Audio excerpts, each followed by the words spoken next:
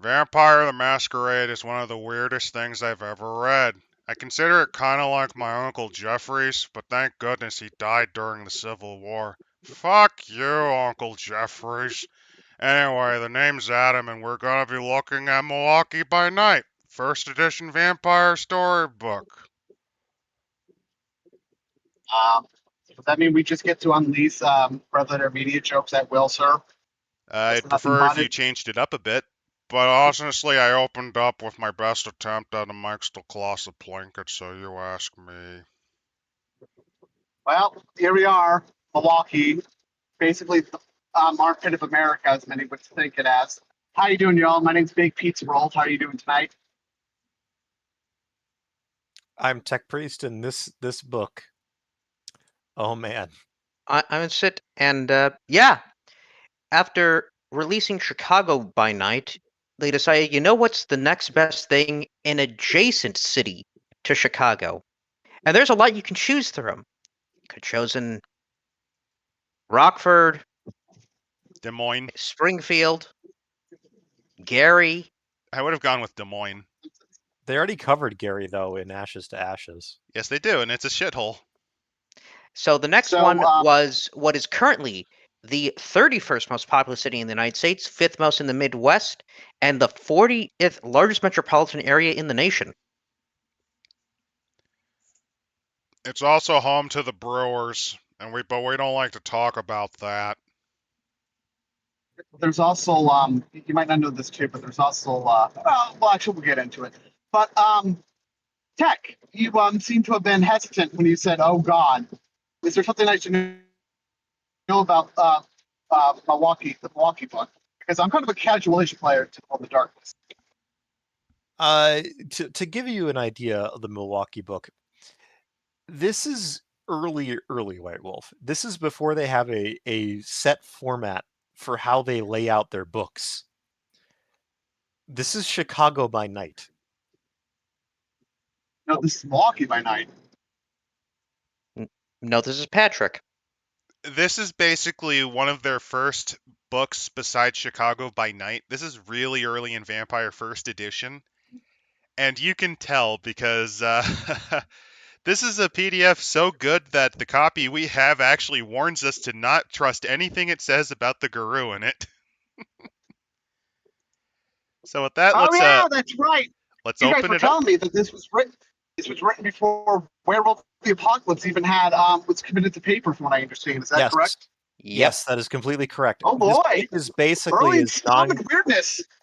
It is entirely like you want to understand the weirdness. There is no cover page detailing the authors, the editors, the artists. Instead, we just get a by Dustin Browder. Yeah, with an interesting image that I have no idea how this relates to Milwaukee at all. I think, oh, well, this is your average street bum on the Milwaukee streets. I see them all the time. They tend to harass people to try to watch the Packers game. Yes, the Holocaust Pajama Pants gang. Did you watch the Packers game last night? If not, they'll claw you. Looks more like a zombie apocalypse happening. I'm being bum rushed by zombies. I mean, I think that's Pittsburgh by Night. That would be Pittsburgh by Night. Yes, the early lupine. Somehow they're relatively normal. Yeah, so this is the interesting thing. Early Vampire did include mages and werewolves. They're the mages are closer to sorcerers, though. Yeah, this is when they're still trying to figure things out. Like, to give you an idea, this is just after Chicago by Night, right? This is a sort of a follow-up to that, same era. Chicago by Night has, for a random ass reason, a succubus just there in a club, running a nightclub called the Succubus Club. Sex. No reason, no explanation. Sex. Well, Sex. that is a reason. That's a reason, but you know what I mean. Like, it doesn't really fit into the rest of it. Attack. Sex. I'm a horny, desperate nerd, and I need sex. To explain, as they describe, a city shrouded in the stark shadows of sunset. At the edge, their red eyes gleaming in the dusk. The Bears fans prepare for their nightly raid. Yeah, that sounds about right. The Anubi, the unsung defenders of Milwaukee, prepare to stem off the werewolves' bloody attacks. Not far away from the Anarchs play for conquest of the streets. Elders wake from their soothing sleep, unaware of the battle waged every night in the city limits for their safety. It's just all this epic language for fucking Milwaukee, Wisconsin. Because I mean, I've been there. Because here's the idea. Basically, Wisconsin outside of the lake area, which is very heavily settled, like you got Milwaukee and Green Bay, and that's about it. It's mostly a lot of fucking nothing. And one of the things that White Wolf kind of came up with early on is, why do you not leave the cities as a vampire? Well, it's because there's werewolves out there, man. I always interpret it too. It's just the fact, like you get caught out in the open one day. It's like, oh fuck, there's not like a building in like miles. I'm fucked, man. Well, that's part of it. The other reason is werewolves will literally go out and kill you because, interestingly enough, and this is something that I find funny. This is kind of a more recent thing in vampires and werewolves, this weird rivalry. I don't know where it came from because the classic example of it, Dracula, the Count would have totally just used them as slave labor just fine. He had no issues with them. You could also turn into a wolf. The actual conflict between werewolves and vampires comes over the goddamn unionization of the wolves realizing they were getting ripped off by Dracula. Ah. I'm just now envisioning. Also think about it. Well, the other thing is they're both competing as creatures of the night. No, you're missing something really funny. Okay, hear me out. A party that is styled like all of the personalities of Moon Knight, with their role as the pack determined by the phase of the moon. The mission is to try to beat up Dracula to get the money he owes them.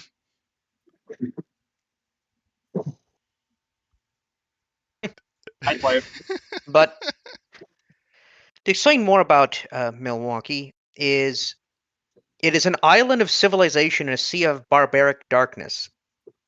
No, that's just. I mean, that's certainly a way to describe Republicans. That's a way to describe Milwaukee. I mean, I was about to say. I mean, they got the roles reversed. The only thing I remember about Milwaukee. So, fun fact: we did a modified version of Milwaukee by Night once as a brief campaign in Vampire the Requiem. Tech ran it. I was running it. Yeah, and the only thing I remember anything from this book. The only thing I remember is our gangrel was searching for, because there was a person whose alias was known as the Bear because of his size, and he managed to find his way into the gay district of Milwaukee. I was like, no, that's not why he's called the Bear. Why did you go? I'm like, well, no. Here's the thing. Here's the thing. The character had no context, so he was just asking around. They mentioned a bear, so he goes to the gay nightclub. Yeah, to find him. I was just like, all right. You don't ask about a description. Why are you interpreting what the character's interpolations is wrong when, like, that's the point of the character? He has no context for it. It's not even context. It's like, did you not ask for like a physical description? I mean, he's also been a vampire for long enough that the standard slang for a lot of things is different for him, remember? Well, it's not even the Bear. It's literally just like he's called the Bear because he was a big gangrel. Like, that's the reason why. I'll take it. You firmly say this has been a glowing endorsement of this book. You outright say you do nothing in this book for the setting.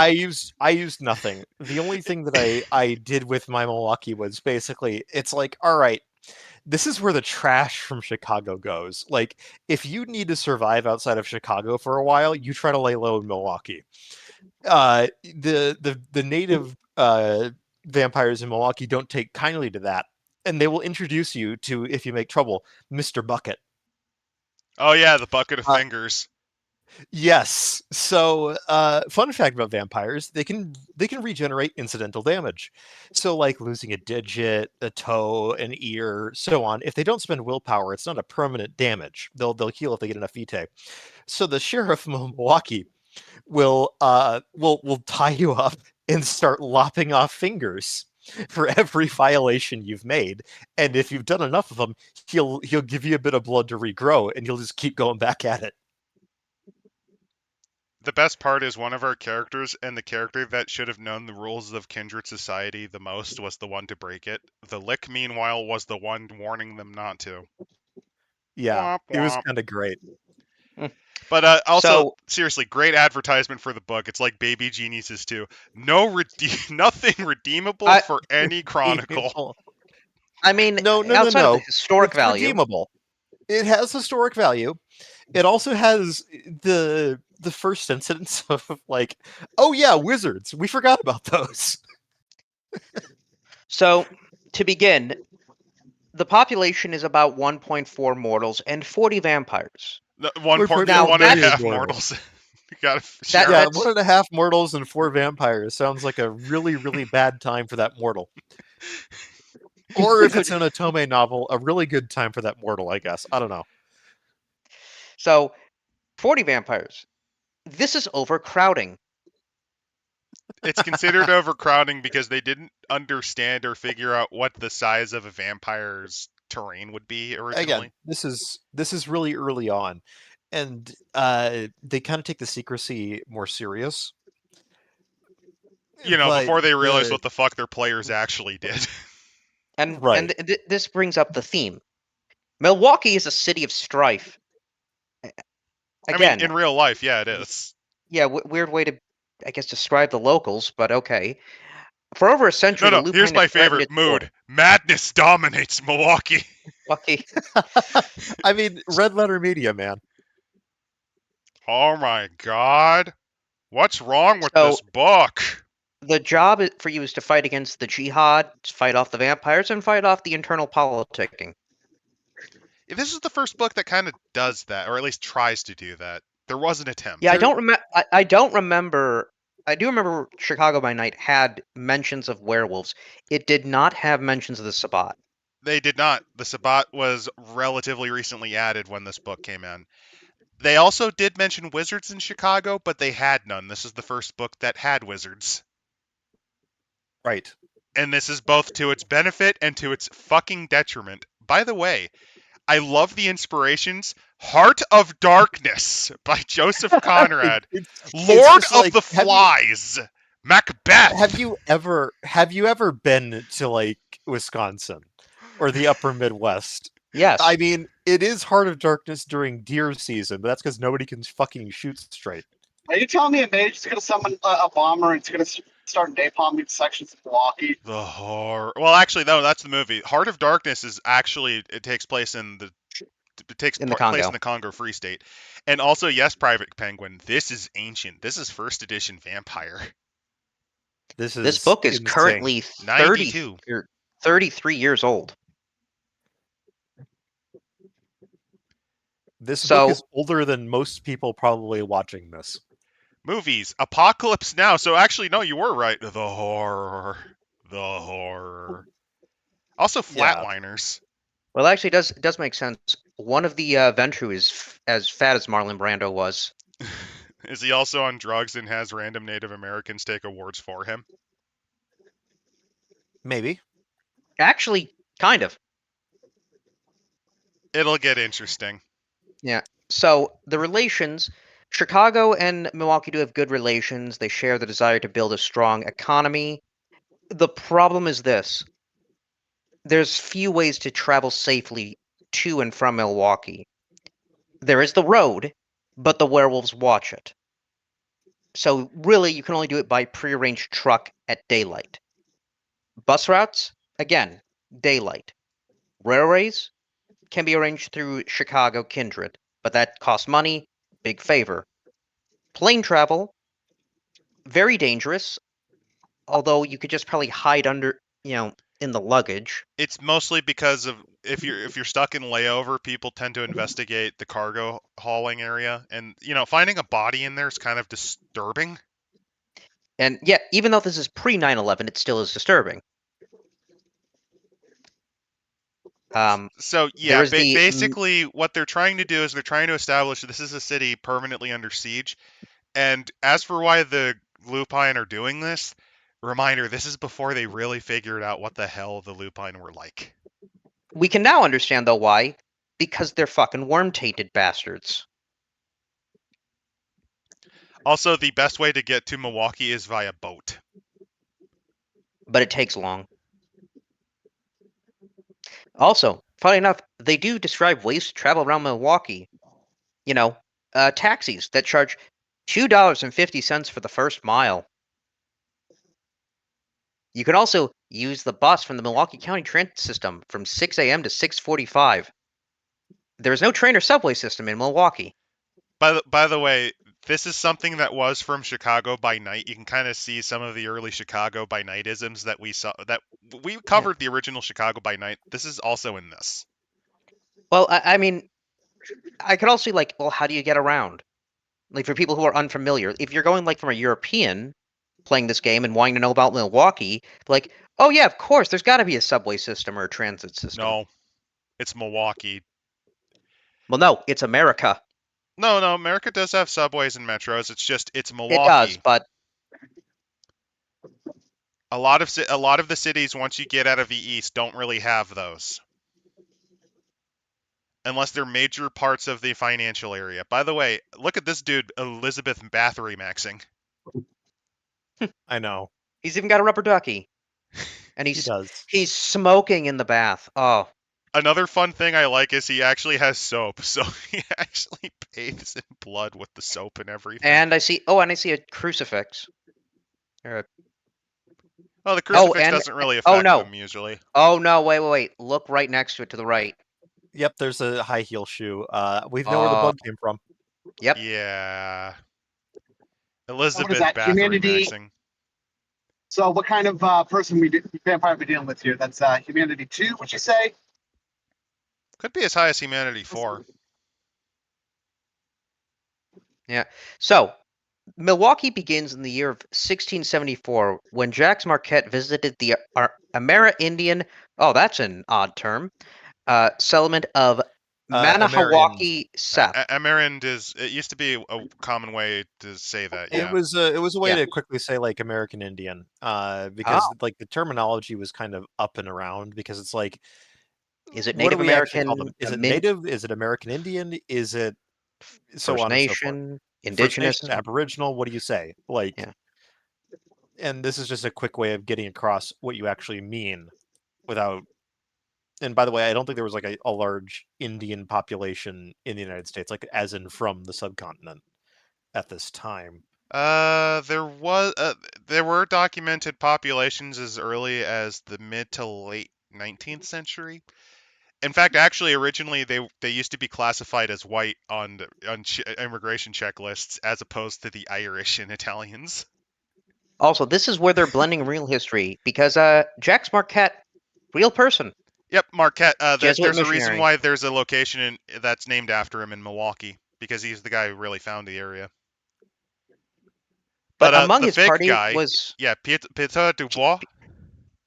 in reality, he was a Dane, Thorolf, embraced in 5th century England, transformed by the Roman general Marius. Yeah, there's some weird Rolf- shit choice names here. Then had his broad brother Gracius Nocius, another child of Marius. However, the Dane killed Marius, and so both of them explore the New World. He then married into the tribe called the Chippewa, and they revered him as a man of medicine. He then embraced his wife, taught her much about the kindred ways. Then a war broke out between the Chippewa and the Menominee. His wife embraced several of the Chippewa to ensure victory. Then the vampire that had been living for over 1,000 years realized He legitimately crashes out. This dude who's basically spent centuries doing stuff like this. He has a Tommy Wiseau style breakdown going, "Everyone betray me," and he runs away into the woods. I'm fed up with this world. I am fed up with this world. So realized that everything he touched seemed to turn to evil, and he was never heard from for several hundred years. I think I described it better. The Menominee got help from outcast Lupine, fought the Native American vampires. Yeah, basically, there was a big dumb vampire werewolf war. You don't really need to know too much out of this. It's just kind of a big dumb vampire war. The vampires, Ursula, aided by the totems Talon of the Eagle and Eye of the Coyote. Interesting that they're using specific body parts rather than just the creature.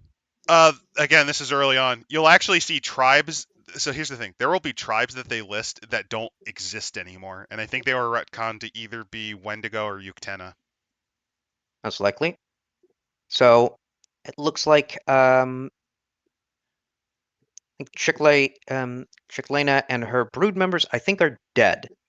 They might have either been destroyed or they might be in torpor. I'm just kind of skimming through. There's also a thing that's called the Marquette Mystery, which I find a lot more interesting than the weird meta backstory of Eternal Vampire War. I don't know. That's just kind of boring. Basically, the Marquette Mystery is there's a little section in Milwaukee that absolutely fucks over the Tremere. If you try to use thaumaturgy at all, you have to basically make a difficulty 10 check just to even have a chance. If you fail it, And if nothing you fail happens. If you botch it, if you you take botch bashing. Oh no, aggravated damage. Never mind. For every botch. How did that happen? Did they put The up two an totems. anti-magic field? It's because of the two totems that are buried in that area. Man, those werewolf cunts, they won't let me have my fun. The difference is Auspex. If you use Auspex in this area, all checks made with it is lowered by 1. Difficulties are usually between 6 to 8. Now it's 5 to 7. Also, Protean is more effective as well, to the point where, okay, this is bullshit.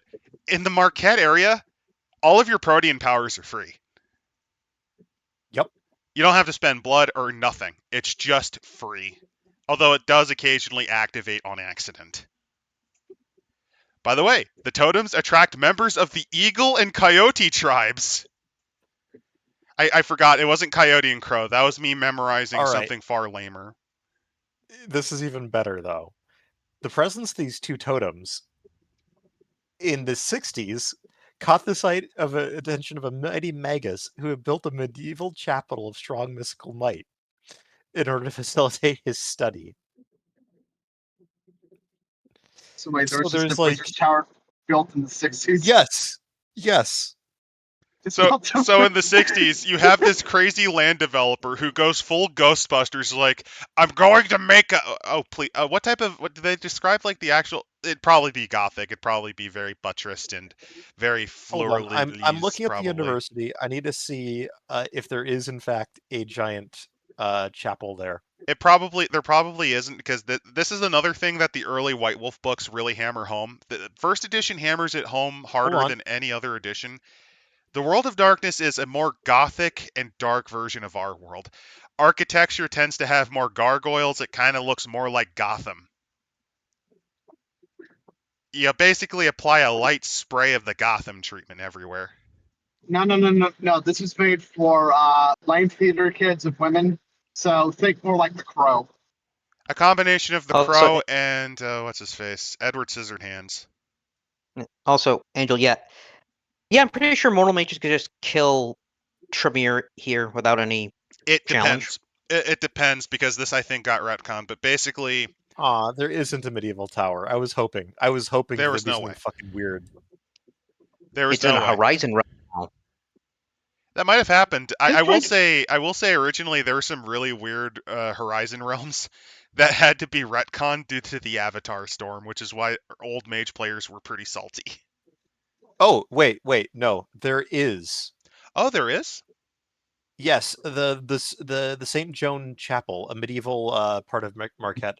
It's a reconstructed medieval Roman Catholic chapel. Oh, no shit. Let me take a look at it. Be right back, chat. I will actually show you the glories of the St. Joan Cathedral, you said? St. Joan of Arc Chapel. French. In Marquette. You know, I just realized, too, Biggie's slow on the uptake, but I just realized something, too. There's symbolism. The whole idea of, like, oh, yeah, I built a church on top of the remains of a Native American site. That's symbolism. Oh, no. How could this go wrong? How could this go possibly right? Ah, dang it! It didn't save. I hate when they do Alright. that. So then I does mean, that mean if I'm playing as we're waiting for that, why don't we discuss about something relevant like Ishtar? 1, 2, 3, 4. 2, 3, 4, 5. These better These pawns! no, these kind are There's pawns. pictures of it. These It's, kind are pawns.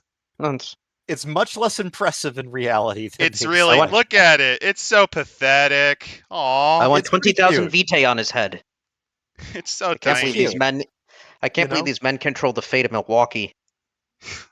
There it is. Well, That's what's wrong the with that Marquette Mall. camel? Is he blind? It's so It tiny. has some nice statues, and there is a spire.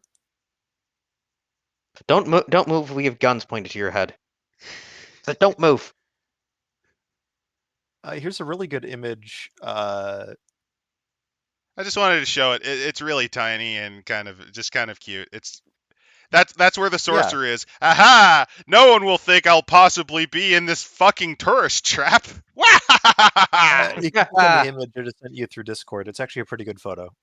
I will post Alright. it in our Discord at the end of the stream, which you can go to. We do have a link to it in the description. Yes, the tower.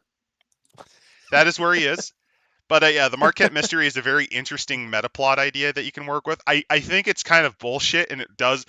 If you hate Tremere, which I do know quite a few people hate the Tremere, you could probably get away with using something like this.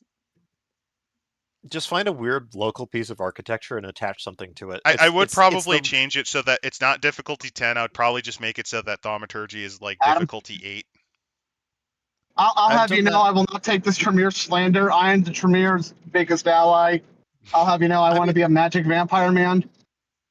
I mean, if you want to be I've that, why don't you play the Beta Vampire? That's magic using and everything. They're called the Giovanni.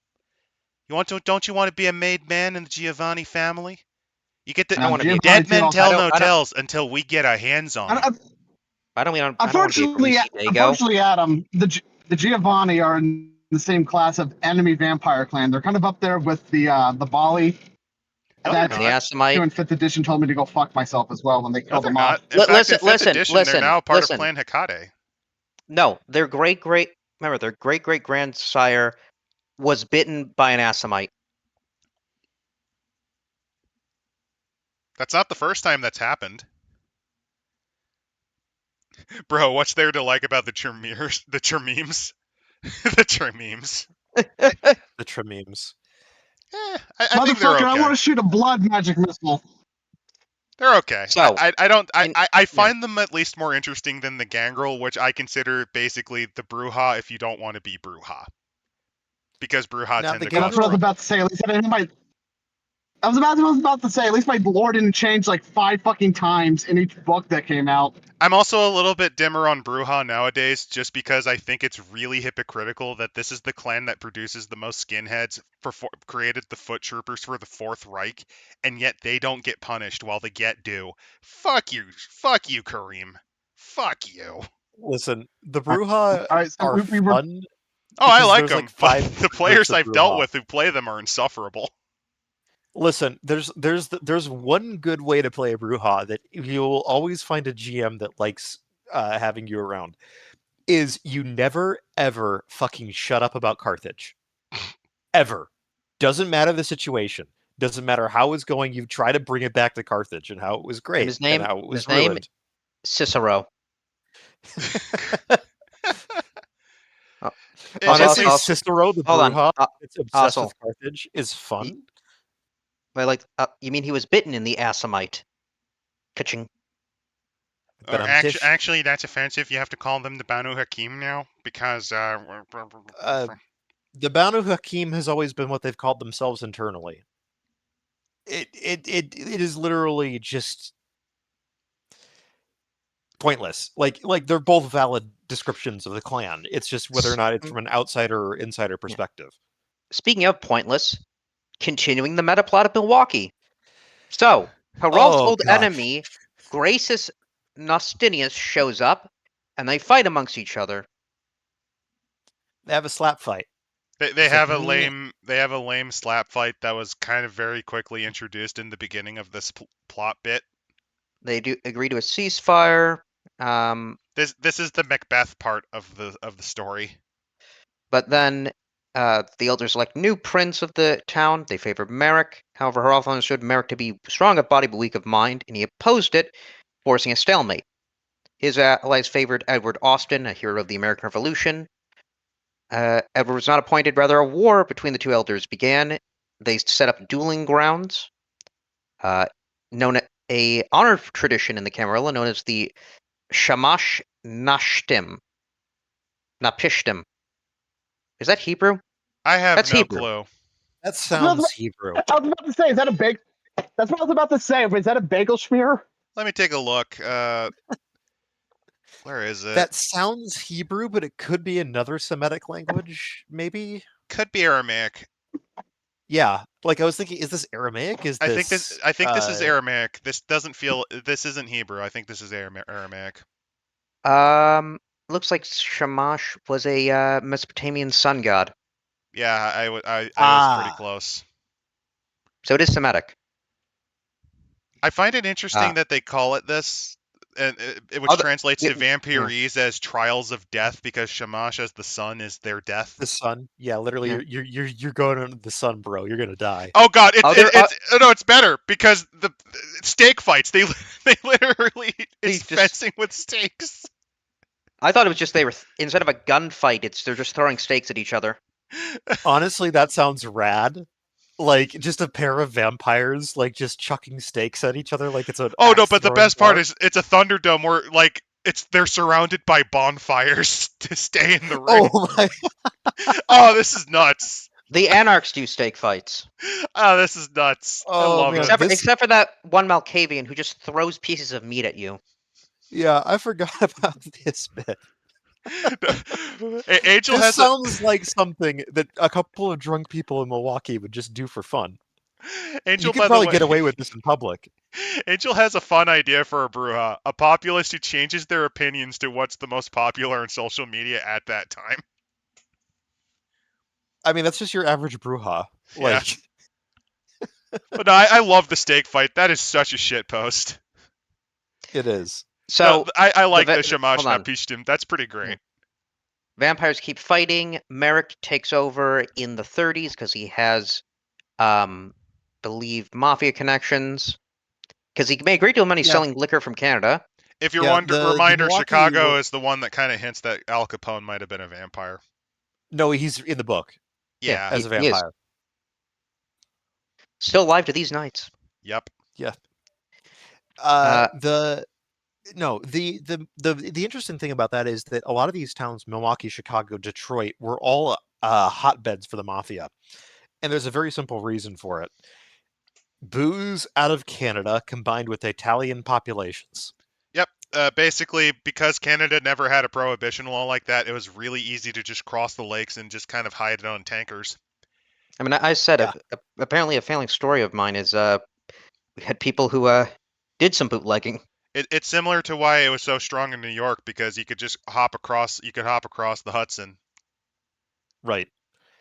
It's very easy to move booze by water because you could just hide it among, your ballast tanks. It was also pretty easy to hide it as basically wine for confession or for certain Catholic events. That was the other bit. Yeah. And guess what? There's a large Catholic population in Milwaukee.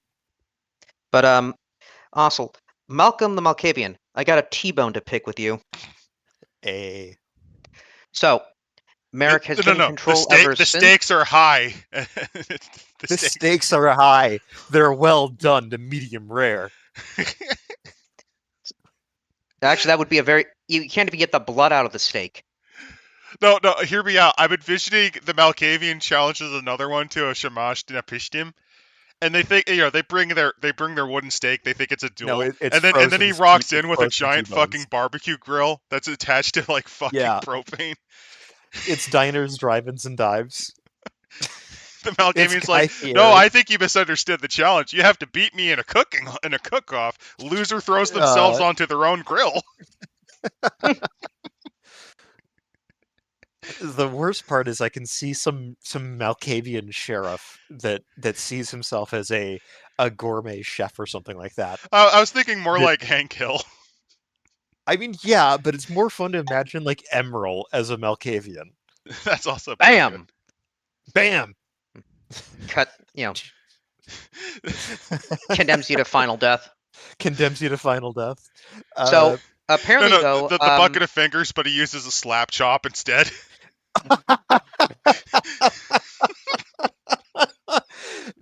I'm stealing that. I'm stealing that because that seems like something that some sheriff would do because he's like, I used to use a knife, but this is much more convenient. He just gets an old slap chop out.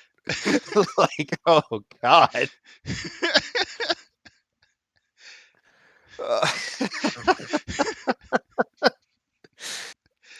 Either that or like those what are they called? Not cigar cutters, like, but they're like for Grape scissors. they're like a grapefruit knife. That's it. Oh yeah, those ones, grapefruit knives. Those are used. Those are sometimes used in torture to remove the skin off of the finger. Right. Foreskin remover? Or more accurately, I can see him doing it with the eyes. He's just popping them out like grapes. Then again, be aware. It'll Be afraid regenerate. if someone got mistaken and thought, "Oh, I'm supposed to use the grapefruit technique." Right. Squirrel killer. Gordon Ramsay gets embraced by Malk, becomes obsessed with grilled cheese. I'm just envisioning him being given this feast, and he just kind of stares at it, kills everyone in it, and then he's just given like a hamburger from the local McDonald's. Finally, some good fucking this is food. finally some good. It's that shit post with him. He was sent the guy that put like an uncooked hot dog in toothpaste and tweeted at him, and he got blocked. he cuts their cheeks off and then hands it to them, saying they're an idiot sandwich. Yeah. So continuing on though, as we move past the digression aside, head of a dead woman. In which basically, we talk about... this is where the Macbeth aspect comes about, because the death of Merrick, anything's possible. Basically, someone is usurped after killing him after the rise of computers. But who? Yeah, that's kind of partially the mystery. So but Milwaukee's a city of extremes. It holds a lot of rich, but it also houses a shitload of slums, which is true. Yep. Did you know, though, that class warfare is the responsibility of the interminable wars of the undead? One of the funniest things that people forget about Milwaukee is, oh god, what's a very popular Milwaukee 70s was show. Actually... No, very popular 70s shows used it as the backdrop because of tensions with the new black workers at the auto plants there. It's also that Milwaukee is one of the few cities in the country that's ever elected a socialist as mayor, like in the actual Socialist Party. It's one of They were a couple pretty good. alongside Detroit. Detroit did that too, but that went horribly wrong. In Milwaukee, it actually went pretty well because their entire thing, sewer socialism, their entire thing was, guys, we should be spending our budget less on like this or that, and actually like on infrastructure. Basically, what the dude did was, if I remember right, he raised taxes, which was a problem, but then he focused it solely on one of the biggest problems, which was the sewage system, which wasn't overhauled for like 20 years. Basically, water health and supply was really bad. So essentially, the dude cut. So it's like we need to raise taxes in order to actually fund this shit. Basically, by doing that, he got rid of because a common problem was things like standard waterborne illnesses due to the poor water quality. Yeah. Also, the toilets worked a lot better. Yeah. Successful career. Mostly successful. I think there were some societal issues that he was responsible for, but other than that, like, he wasn't he was, by mayor standards, he was pretty decent. Yeah, like, I mean, fixing the city water supply is already like top tier mayorship, or at least getting it back under control, even if it's not great. So there is, though, the barons and the airports. Well, also the other reason it was called sewer socialism was it was an insult, because the concept was socialism was essentially a way to let the refuse of communism ooze in and contaminate everything around it.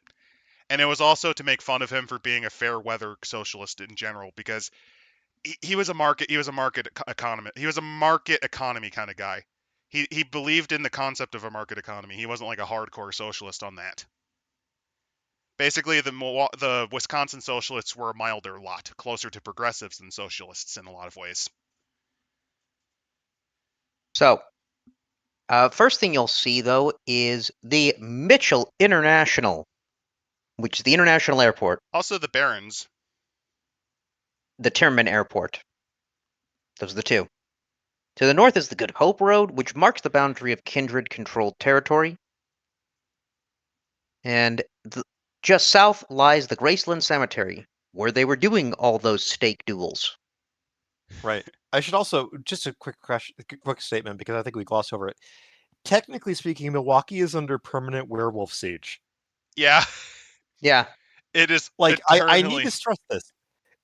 This is a city where the vampire population is overcrowded, and if you step outside of downtown, there's a decent chance that you will be jumped by a werewolf. You know, I could actually see And like everyone who has played Vampire the Masquerade Bloodlines knows the challenge of fighting a werewolf. Well, no, I'm envisioning like imagine if an alternate take on Vampire the Masquerade had the Milwaukee by Night as an inspiration. That could have been like the you stepped out of bounds. Here's the werewolf to guide you back A / kill blood you. hunt. Yeah, like the blood hunt battle royale shit. Oh, you stepped That out of would've been- bound. A pack of you step out werewolves of got bounds? you. Yeah. Let's see. On West Townsend Street, there's a small dance bar called Jungle Man, owned by a powerful ghoul named Vrask. Where Vrask's from and what he's doing here is a mystery, but he is a vampire assassin. He will kill anybody for a certain amount of vampiric blood for which to maintain his immortality. By the way, you forgot another thing. The feds are actually moving into Milwaukee for some reason, and the Kindred have no clue why. Well, it's the FBI and it's the 90s, so presumably neo-Nazis. This is actually the first. This is hypothetically, this might be the first hint at their ideas for what becomes Project Twilight in lore. Yeah. And then there is Mount Mary College. While not nationally known, this little college has some work in the humanities. It's also the search for the Church of Isis, a strongly feminist order that seeks to take mankind back to the days before a patriarchal god and society took control Oh God! by worshipping a goddess that was related to a They worship patriarchal nature. system. No. They worship nature, not like a god. The reason I'm nature. saying "oh God" Worship is these. keep in mind this is a nucleus element from the fucking Children of Gaia books. Well, no, also Verbena. This feels Verbena to me. This feels more mage than werewolf. Well, no, like remember how the Children of Gaia literally have like entire segments about shit like that. Oh, To the I days mean, before yeah, a that's the Children of patriarchal Gaia. god and society took control. That's literally from that. Mm. Vice versa, actually. I think Phil might have, but maybe Phil suggested this, or maybe Phil really liked this little bit from Milwaukee. so closer to downtown. Dr. Mortius. Oh, please. Oh, tell actually, me. you're right. You're right here. Kindred is rumored in Kindred that Church of Isis has ties with the Lupine. The orders just make trips told to the you. wilderness. I So told yeah. you. Yeah. By the way, Dr. Mortius, it's Morbin time. No, it's Morton time. Morton time. And things to do though. You can go to the Milwaukee County Zoo at night and look at all the animals, or eat them. Yeah. There's also but the daring anarchs dare people to sample from particularly disgusting animals such as water buffalo. Just imagine a bunch of drunk anarchs, like they drank off of hobos, like, hey, try to drink They're from going that. to the zoo and they get gored to death by a water buffalo. Like, you do know about water buffalo, right? Yeah, they're pretty aggressive. Yeah, they're not. No. Anarchs- Okay, hear me out. Hear me out. For the beginning of your guys' chronicles, you guys are part of the new Milwaukee. Like, you're in the siege area, like it's overcrowded, and the sheriff takes you and goes, "Look, you're wasting space that's very valuable, and you're wasting my time. So how about this? You can prove your place by assisting me in handling a problem. What's the problem? A pair of drunken lakes decided to have fun in the zoo. One of them is badly mauled in the water buffalo exhibit. Can you get them out before the security notices them?" So your first mission is to basically save this drunken idiot anarch from the water buffalo. Because he's not dead. I might be He's thinking- mauled horribly. I might be thinking more of Cape Buffalo for like super aggressive. Oh but no, all still. water. Oh no, but the large prey animals are hyper. Will fucking destroy you. Water Yeah, buffalo I can and mean, will absolutely fucking destroy you. They're not as aggressive as Cape buffalo, but they will fucking break you. Jesus Christ. I love that. West Milwaukee Park's another place where the kindred commonly meet. They often gather to have parties. yeah. Several There's failed some peace Also, talks I also love take this place bit. here. I love this bit right here. The Milwaukee County Stadium. is yes. When the Brewers play, crowds are frequently large enough to hide immortal enemies from one another, so conflict is rare. Several elders, including Lucina and Harolf, but I remind you, the last guy is from the 5th century, enjoy baseball They and have enjoy season box baseball. seats. They love watching the Brewers lose. They have terrible The taste in Anarchs- baseball teams. Well, they can't Hey, get the to the Brewers did Cubs. pretty good this year until they lost. The Anarchs, of course, sit in the bleachers. I love this idea that you're going to a baseball game because this makes me think of New York, and I'm imagining just a vampire that's obsessed with the Mets. It's like a Malkavian. No, I'm Knows thinking every Nosferatu. statistic about the Mets. I mean, a Nosferatu would be one thing. But that's just your average No, the Mets Malk's fan. funnier because Yeah. hear me out. It's like he's like the Riddler in that he's like a control freak who's like calculating all of the possibilities, and when they have one of their seasons, how the fuck did so many injuries happen? He crashes out. That's impossible. I helped fund the team. I ensured that they had so much money ball to work with this. How? How could they have lost? How? Tell me! I must know! And he like has a complete fucking breakdown after the Mets lose again. Well, no, then a euthanatist shows up. No. And then the syndicate shows up and says, "Sorry, buddy, but the house always wins." Stares at the camera. Who the fuck are... It turns him into a chair. The team is cursed by a Trememe. Worth every penny. Oh yeah, it could be a Tremere blood curse fucks over the Mets because they really. No, hear me out. The Anarch, the Malk is the primogen for his clan. Big Mets fan, has a rivalry with the Tremere clan. The Tremere blood cursed the Mets when they formed, specifically to fuck him. Which is why not? they're cursed. I mean, all of baseball is basically modern baseball is based around alcohol. Like, legitimately, the entire league is only exists because of alcohol and the sale of alcohol. I'm not kidding. It's related to the a lot of the funders for the early teams were involved. Continuing on though, Oh, you have to to be West drunk to enjoy baseball. Yeah. West That's Downtown. true. West Downtown has Mecca. The Oh Milwaukee no, you forget the Exposition war and map Convention because Center and remember Arena. the Eternal Siege. Yeah. So actually, that makes a good question. Would it be a completely good quest for your group of vampires in Milwaukee to have to travel to Chicago for a game there? Oh, I'm just envisioning the Prince's prince orders. like We have to wreck the local team. I need you to blood curse the White Sox. I want to see By the them way- lose as hard as the Cleveland Spiders did, damn it. By the way, They I'm back. almost did. It was amazing. I got dragged into the sewers by Nosferatu, but I survived. that's Fred. Tell him I say hi. He wasn't doing anything wrong. He was probably trying to show you his rat collection. They also go to a brewery to party. Yeah. The Anarchs do.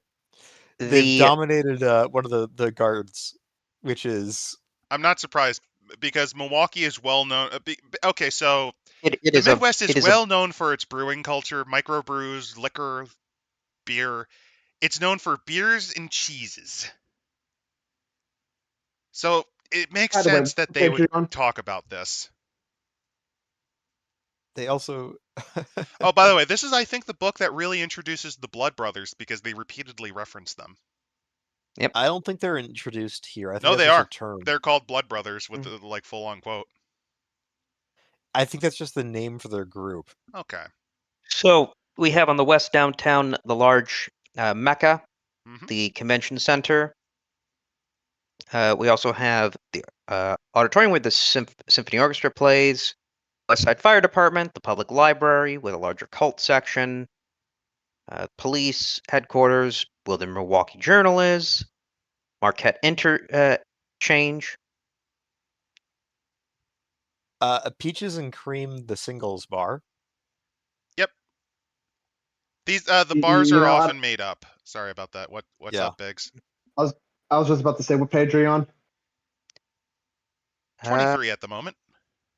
Yep. I'm really sad in all these bar descriptions. They're not mentioning the most iconic one, which is called Hooligans, where you can find a horrid monster, just like the most disgusting monster known to man. Oh His yeah, name's Patrick S. Tomlin. isn't that creature that like turns children into pepperoni and screams at toilets for no reason?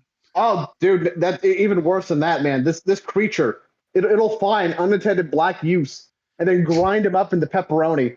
It's fat, slobbing, and it's the most disgusting thing ever. What's even worse is too, it's also styles itself as an author as well. What is this? An Italian horror movie? Oh, it practically is. Yes, dear viewer. If you want to learn more about this individual, type in Patrick S. Tomlinson, and you will see the most disgusting creature known to man. I think he also has a curse that can send you to prison. Also, worst crime, he doesn't think Norm Macdonald's funny. I mean, every comedian has jokes that bomb. It's just his life is an entire joke, is one entire bomb in terms of routine. It's rumored that this creature is being chased by an unknown entity that just whispers, "Pay Quasi, pay Quasi." Also, I think he's been reduced to cleaning toilets. There's also something too about fiending Nana, but you probably shouldn't worry about that. Don't look that up. It's pretty gross. But yeah, Howler and Starscape are two high-class dense places, by the way. Big cover charges of $10 to $20. That's a big cover charge in this time period. Oh. Made of hard black steel and bright mirrors, they glitter and shine under the bright stairs of colored lights. Basically, a big thing in early Vampire was the scene, was the nightclub, and like, not God. I don't know how. It's scene punk. Like that's a big thing. Scene you go to the club at night and have dancing and sex. And that's a big reason why Masquerade Bloodlines, I think, did a pretty good job, because it nailed that with one of the big things being a nightclub. It also has one of the more memorable side quests. Let's see, East Downtown, controlled by the Union under the leadership of Turk. So the Blood Brothers rarely interfere with any kindred who enters their turf, but the Union's not so cordial. Oh yeah, you're right, these are anarch gangs. The Union doesn't commonly attack elders who enter their turf, but neonates are at risk and would do well to travel in large groups. So yeah, the Union will straight up kill you. Also, by the way, in these parks, Lupine can swim in the lake to reach the Union. I'm just envisioning, like, you're just taking a walk in the park, just enjoying the night air as you're about to go to like a bar or something. That when the two-legged dog fucking swims up to you, rolls over with its lifeless eyes like a doll's eyes. Speaking of lifeless eyes, museum is. Yeah. Whatever the fuck this kindred is. Let's see anything. Oh yeah, what are you? What is this creature? She literally does look like she's dead inside. I mean, she's a vampire. It makes sense. Basically, the things that you can find in this area is the art museum, where you'll find Toreador occasionally just like staring there until they fucking die when the sun rises up. And also athletics club. Many of the mortals who visit. So basically, you creep into the gym, which is apparently open 24 hours. There's also the Performing Arts Center, which is also open 24/7. And now we can get into the 40 vampires that call this city home. Now, do you want to know what's fun about how they write them up? It's done in first person. this is, I think, a slight change from Chicago by Night. And they never use this again. For good reason. So we start with the Bruja of Well, Edward no, before then, Scott. we start with using characters from Chicago by Night, since this is an immediate sequel. And you should feel free to use characters from Chicago by Night if you own that supplement. However, the Lupine Siege makes it risky to travel Milwaukee, and few do it unless they have to. Thus, if you do not own it, or want to keep the cities distinct, a necessity if you have different storytellers running different cities, you don't have to mesh them. Some Chicago kindred have to come to Milwaukee to sire, and are mentioned below, but you don't have to appear. So we might see a couple of repeats. So first, Bruja with Edward Scott, the Black Prince. What's wrong with your face? So he is the Black Prince of the Anarchs. Or rather, a representative of them. He was called the Black Prince of Cornwall originally. Oh, I hate this. My sire was Sir Lawrence, a famous knight of the time. I trusted him and allowed him into my castle. I can see his kind face looking lovingly at my family just before he slew them. I can't let any more elders slay the young just because they are weaker. Okay. Oh God. Oh no, they have a Miller Lite joke in here. Of course Where? they do. I'm sorry, I didn't mean to get so serious. The fools will probably end up killing me before I get tired of helping them in the mess that they get into. Like the time the Turk and the Union broke into the bar and took hostages and demanded a beer that tasted great and was less filling. Oh. Boo! So, next is Akawa, the Elder. Yeah, I really hate this first person thing. This is It was- very annoying. Oh boy. This is old. I think this is Old fucking... this is supposed to be No, a this isn't old, because Chicago by Night didn't even do that. I remember that. this is this is an American Plains Indian. Okay. So apparently this dude fist fought werewolves for a while before he found out that the white man cities are safe for him. The white man. I have learned to love the city. I am a warrior again, in a wilderness far harsher than the one I was born to. There I have learned strength that will gain mastery over the He's a man. Hoo-wah, hey-wah, hoo-wah, hey-wah, hoo-wah, hey-wah. These characters are By the way, ass. he becomes a wolf. What are you talking about, ass? This is the greatest character known to man. He's 8th generation. Wait. But Okay, he has Protean 4 as a Bruja. He's got Protean 4, okay. That explains it. Then we have Wrecker, Blood Brother. 9th generation. Basically, I don't know why he chose a bum like me. I mean, at the time I was nothing but a screwed up ganger. I had no brains, no plan, no life. But Akawa, he changed that for me. He taught me the streets. I mean, the real streets, not what the Crips or any of those mortal gangs will tell you. They don't know nothing. Yep, Akawa taught me everything. My mom never missed me. There was one more mouth she never had That's to not feed. even a Milwaukee accent. That's a New Jersey street tough. That's Mid-Atlantic. Tommy's probably a big pimp by now, and Jerry's probably a big social lawyer or something. No, it has to be a thick Milwaukee accent. It's like, I suppose he had, like, I don't know how to do that Midwest accent. Like, that's wrong, though. This is wrong. I just because he fits the stereotype of this tough and gruff ganger. By the way, my real name is Lewis, but only really stupid, soon-to-be dead people call me that. You know what's sad? You know what's sad? I think you could take him pretty easily. It seems He's like skilled, a punk. but like, I mean, a coterie of neonates could definitely kill his ass. Wrecker has very little influence among the Blood Brothers because of his wild and stupid nature. Yeah, I'm not surprised. Is Like this they like do in mobster movies. Oh no. I was This right. is one of the losers who watched like an Italian mafia movie and said, I want to be like that guy. I always wanted to be a gangster. Is this White Wolf's way of like mauling fellas. Is this White Wolf's way of like making fun of like murder hobos? Because I'm feeling like this is like their designated murder hobo character. Nah, this is Nah, just. he's just Just a Bruja. He's supposed to be an example of like the lower echelon kind of guys, and that they're usually dumb brutes. Although, listen, the Ventrue owns 7-Eleven and made 24-hour service the standard. And How I Learned to Stop Caring About the Apocalypse and Love the Weaver. Caitiffs, they have Kirk. this guy. You know what it means to have nothing?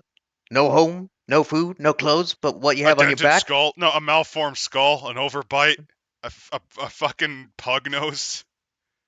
Look at this man. What's wrong with his face? Oh, wait. I lived on the street since 1967. By the way, this is how White Wolf draws black people. Oh, this dude's supposed to be black? I remember worshiping the Panthers when they were fighting their war. I saw the Blackstone Rangers come up from Chicago with more muscle than I thought he was supposed to be one of the techno union without the mask. Oh my god, he looks like a member of the techno union. He's got a Sokokan. When he got embraced, they also drained the melanin from him. They don't tell you, but vampires turn you white. What? They stole my melanin. They stole my melanin, man. I mean, he also Diablerized another Anarch gang leader. He's also the Anarch gang leader. He's 12th generation. Isn't that usually grounds for getting killed? He used to be a part of a black supremacist Not among vampire the Anarchs. gang. The Zulu Nation. Oh, this is embarrassing. That actually does sound like a 1970s African American gang. That's because it was. He founded one when he was a neonate. Other caitiff, there are a number who service cannon fodder. On the one hand, I kind of like the idea of a black supremacist vampire gang that feels very 70s era. Also 90s era White Wolf. It feels Blaxploitation. Blaxploitation. I think it kind of works. Kane was black. By the way, his sire is also someone influential in Chicago. I remember reading Chicago by Night. I don't fucking remember Genghis at all. I don't either. Oh no, I remember Yeah, no. I think he was Bruja. He might have been. I don't remember. Pop it open. They recommend, by the way, because these characters are so shit, to just drag over ones from Chicago if it fits the Chronicle. You know what? Sure. Let me crack open a copy of Chicago because I don't fucking remember Genghis at all. That's a great sign of that character's longevity. Well, we did it like a year ago. Yeah, it's been a while. 2 years ago. And I don't think he was one of the more memorable characters. And where the hell's my copy of Chicago by Night? Did I ever? In the dumpster, like you asked. I found it. Here. You were right. It was in the dumpster. I found it. Okay, Genghis, where the fuck are you? Bruja. He's probably a Bruja. Sorry, guys. We're just curious. No, he's not a Bruja. I don't see Genghis here. He's probably in Caitiff. That should be the next. Obsessed. He should be 12th generation. By the way, Turk has committed diablerie. So he was 13th. Oh, I found him. Genghis. Where is he? Oh, he's an Anarch. He's an Anarch Bruja. He's a Bruja. Okay, we found him. Sorry, guys. I just wanted to... Embraced in 1972. When did this guy get embraced? Here he is. 75. Oh, what an ass. Look at this fucking weirdo. Look at this homunculi. Oh yeah, I think he's also in 5th, and basically he still hangs around his old mates. Oh, like I remember this guy. Yeah, he's the dude who's like a tough punk, but like he also cooks them dinner and shit. Like he actually is interesting, unlike this piece of shit in Milwaukee by Night. Okay. Not like his sire's. Oh god, that's not a good sign. The sire is much more interesting than the child. So, the gang role here. We've got Mark Decker. My first battle against the British in 1777. Not much of a fight, just a skirmish between some farmers and a British patrol. Lucian was short on blood. There had not been a major battle for weeks, and he hungered. His powers slipped him past our guard, quietly smoking a pipe in the early dawn mist. His lust led him to the first tent he came across. Mine. So basically, he was eaten during the Revolutionary War. He went to Alabama. The slaves made useful herds. He became a slave owner just to. Then came the war between the states. My lands were confiscated, and they said I committed crimes against the Negroes. Of course, they're right. But what did it matter? They were property. I fought against the British, so I could. This is literally. This is the stereotype. He goes to Milwaukee and settles down because it's a nice, quiet country town where he can live out on his own. And then the black people arrived.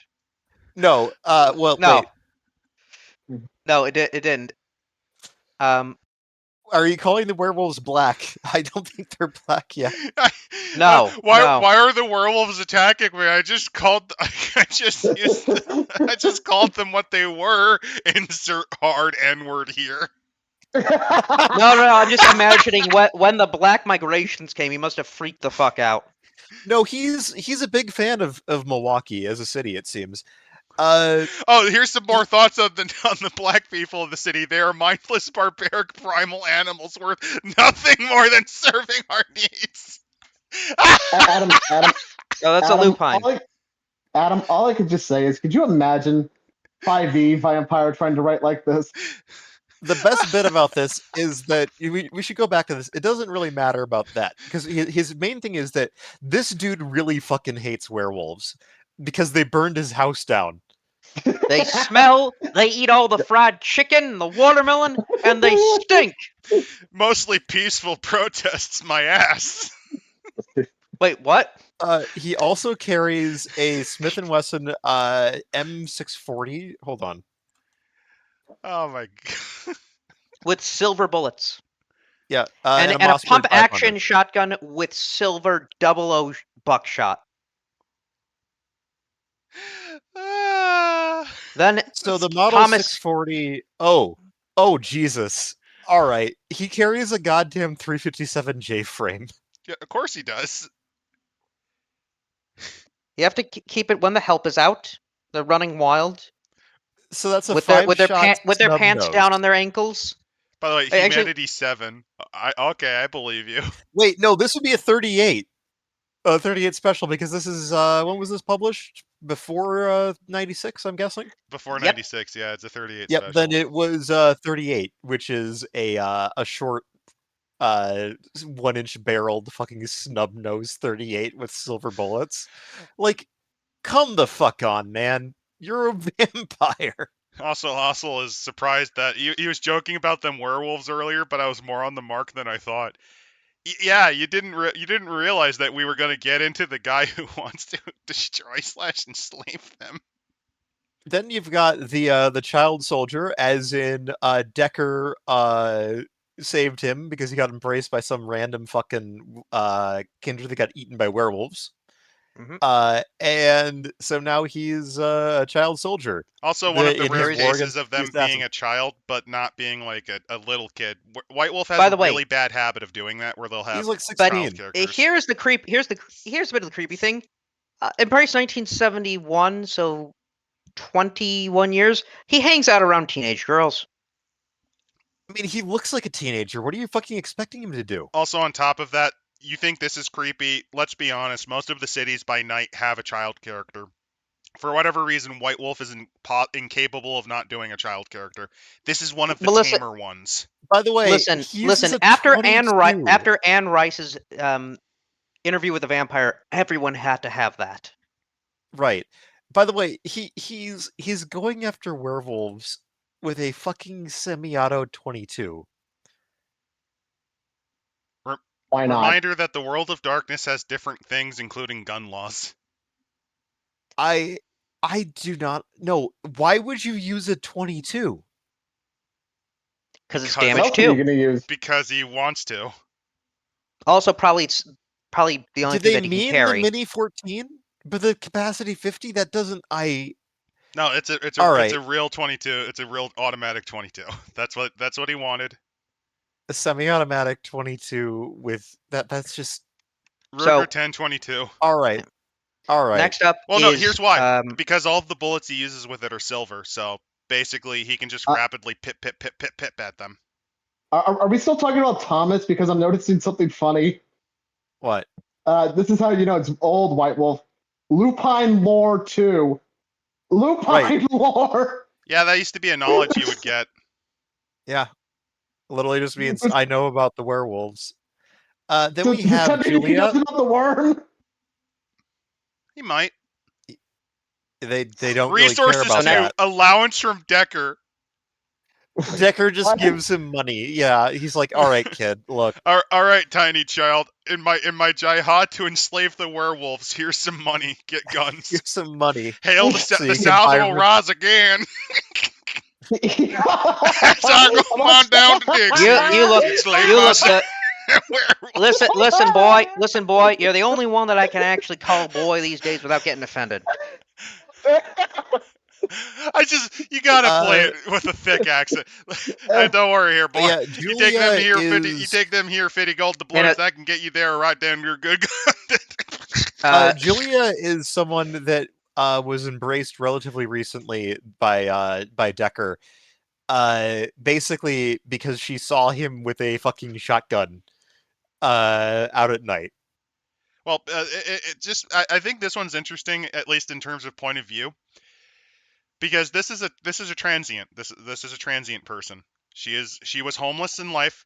She doesn't even remember. The only thing she remembers about her mom is she might have had a bed, but I never had one. Her first memory is being lost in a park, and a homeless war veteran had to take care of her. So Beg sold her body, then met Carl. Carl's whole thing was, let's be hitmen. Our first hit took out a junkie who hadn't paid his bills. So basically, a homeless person who had a horrible situation. There's a fully $500. automatic 22 that has one of the highest rates of fire in the world, according to Zen. Oh yeah, Guns. the Auto 180. That thing is stupid and That's not what he has, not though. worth mentioning. It's also not what he has. Yeah. And the from Squirrel Killer. Now those dark ones, they didn't turn out to be so damn bad. By the way, I don't guy hate with the an I don't hate affair. Turk, but them Basically, furry ones, they're made for hard working. Their war forms are perfect to tend the fields, boy. But she tried to shoot him with a silenced 38. How do you? Okay. They don't know that a silencer still makes the gun really fucking loud. No, it can make a gun really fucking quiet, especially if it's but low in my caliber, video, but it's in my 38. video games it doesn't. No, like if you've shot a suppressed 22, you know it's basically the only noise you're hearing is the action. You'll hear a hill. You'll hear and you'll hear the metal moving, and that's about it. It's loud enough. Very quiet. Especially if, okay, remember though, vampires have auspex. That's true, but at the same time, a silenced 38. Where the fuck did you get a 38 that's silenced? Because this is the fucking early 90s. That's took it off a homeless vet.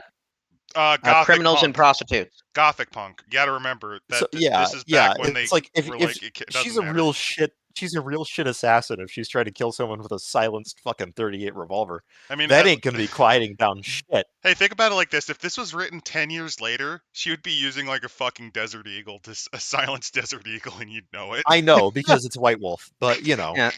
So, you can suppress a tank. I know it. It's really funny.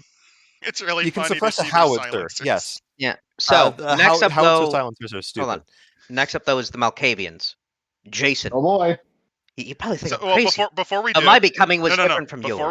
Before we do, the Malkavians had one of the best characters in Chicago by night, because the big gag is his insanity is he sees you, the players, controlling the world around him and himself. And he's kind of okay with it. He sees beyond the screen, which plays at the cobwebs. Now we can see how they handle this one. You probably think I'm crazy, but my becoming was different from yours. Yours might have been a surprise attack. Mine was different. What can you understand of a prisoner on death row, scared of death and more afraid of life? In 1903, 2 years of hell since my arrest, my lawyer made his last plea to the governor. When that failed, my country attorney said he had done all he could. The evening before I was to be hung, I sat in my cell, tears of fear and joy rolling off my face. I felt a hand on my shoulder. I heard someone giggle. Then in a thin, feminine voice, he said he heard why I killed that woman for the $5 she had in her purse. By the way, if you're wondering how expensive $5 was in 1903, I think that's like It's a couple. I think that was a couple $100 equivalent, about 1,000 maybe. kind of close. Not 1,000. Yeah, it was true. I That's killed still her like $100 just or because so. Talbot It's told me to do it. Yeah. The next day they hung me, and I just played dead like Jacob had told me. He dug me up where they buried me and taught me how to live again. For the next 50 years we played his games, took me along to realize the truth about the enemy he fought. He had me join the council, kill kindred and kind, and learn all I could. Now I fight for both sides, and both tell me what to do. What else is there? What else can I do? I don't exist. Only you do. Oh, is this what I think it is? Is this how the insanity is going to be played? He's a short man who speaks quietly when he speaks at all. He wears dull, understring clothing, about 20 years out of date. He looks like a bread tuber, by the way. Yeah. He looks like Well, makes sense. He has very little direct influence. He looks like a bread tuber who's about to explain why it's totally okay for insert federal crime here to be a thing. Listen, guys, I need to show you how the Mario movie tells us a lot about transgender rights. No, you don't understand. I need to explain to you how what is it? Beeble Bobble. Yeah, I need to tell you how Beeble Bobble is a critique on the excesses of consumerism and the diet of the capitalist people. But first, Ironically, I want to kill myself. and join my Patreon, where next year I'll put out another video about a minor irritant in my life, as I continually look more and more like a literal egg. Looks like Brian Peppers. You're not wrong. Then there's Milo, the Also, invisible I don't horror. know what his derangement's supposed to be. This was kind of written pretty shittily. It's me. It's after me. It wants to hurt me. It has told me so. It wants to consume me. It has told me so. Some friends had snuck some angel dust and purple microdots to me when I was in the asylum. I did it all in one night. My sire didn't know that. When she fed on me, she just found herself in the worst schizophrenic nightmare. I never woke up. Next thing I knew, I was in front of the Prince of Chicago. He said I could live. I was an innocent victim, but my sire must die. I was banished and fled to Milwaukee. I wandered the streets aimlessly. Then I discovered it. It had said I had woken it, and it was very angry, and it would take its revenge on all of us, especially the kindred. It said there were years. It said that I know you don't believe me. I think I'm mad. Well, someday you all will know. You will find me dead in some back alley with my heart torn out, my limbs scattered over the pavement, and you will wonder what happened. But you won't care. And one by one you will start to disappear. One by one you will be found like me. Oh, please tell me it's a Nosferatu fucking with him. He doesn't know what that thing is, though. It's Fred the Nosferatu fucking with him. I would not be shocked. It could, But then it could next- also, as a joke, be a Nick Tuku. The next one is actually really kind of cool. Jacob and Esau. Jihad? What jihad? There's no such thing. We, the Of course greatest predators of Canine all. fight. What else would you Yeah. expect? He lies, and knows he lies. He knows his role in the great games of death and plays it willingly, sending the innocent to their deaths and destroying all that is good. Okay, Take my I brother know what Esau they're going first. with. Yeah, this is an idea I've had with a Malkavian before. So, It's yeah. it's multiple personalities, but they're Oh, embrace 750 50 AD. AD. Yeah. This is a 5th generation. Yes. He This is is an a elder. Methuselah. Oh, yeah. Close to a Methuselah. Like Presence 6. I Dominate 5. Obfuscate 5. Auspex 6. Yeah. Stamina 8. virtues, Humanity. conscience 0. Yeah. Humanity 2. Blood This is pool a 40. low- Max per turn 8. This is what a low humanity vampire can do if they're a Malkavian. Because you have to understand, he is at war with himself. He doesn't quite realize it because his whole thing is that he is a goddamn insane killer that has been manipulating the jihad inside of Milwaukee this entire time. It's an idea. I like it. Basically, On this is one both of the reasons. sides. This is one of the reasons that the Cold War and the reason it's so split apart is an issue. Yeah, basically, he's feeding the fire. Remember the first guy that we're talking about, Jason? Yeah. Who had killed kindred and kind? Yeah. You Yeah. see how he's 7th generation? Yeah. Oh, But Esau is 5th. no, Jacob's I don't fifth. think that's a typo. Sorry, Jacob is 5th because is his sire Jason or is it Jacob? It's Jacob. So no, Jacob. So why is he 7th if Jacob is 5th? Simple. He diablerized someone. Where the fuck did he find a 5th generation vampire? Remember That's that what you war? should be Just going asking. around? No, remember that war that occurred on the grounds of Milwaukee? He might have. I remember how I said that she might have been torpoured. Yeah. Oh. Hmm. There's So, some circles here. This is one of But the more. next- This is one of the most interesting characters, and it's, in my opinion, it's one of the reasons I think that you can definitely play a DID Malkavian very well. It's pretty neat. The way that you can make it more interesting is if you. I mean, this is annoying, but you could technically make 2 sheets with the same stat spread, and then kind of play them up. I mean, they'd have the same physical, social, and mental, but their talents might be a bit different to represent that. The specialties are different. Talents, specialties. Some of their disciplines might be different. I would also, as a hint, make it so that they have less disciplines than they should. Right. So as a Remember man when that doesn't they know, just drop a Methuselah into a city like it wasn't shit and he was somehow not the prince? Pepperidge Farm remembers. Yeah, like how is that guy fucking not the prince? He's a 5th generation Malkavian. It's because he's He's a warring with Malkavian. himself. Only reason. He has aspects. Also- he has presence 6. He has obfuscate 5 though. He just no one knows.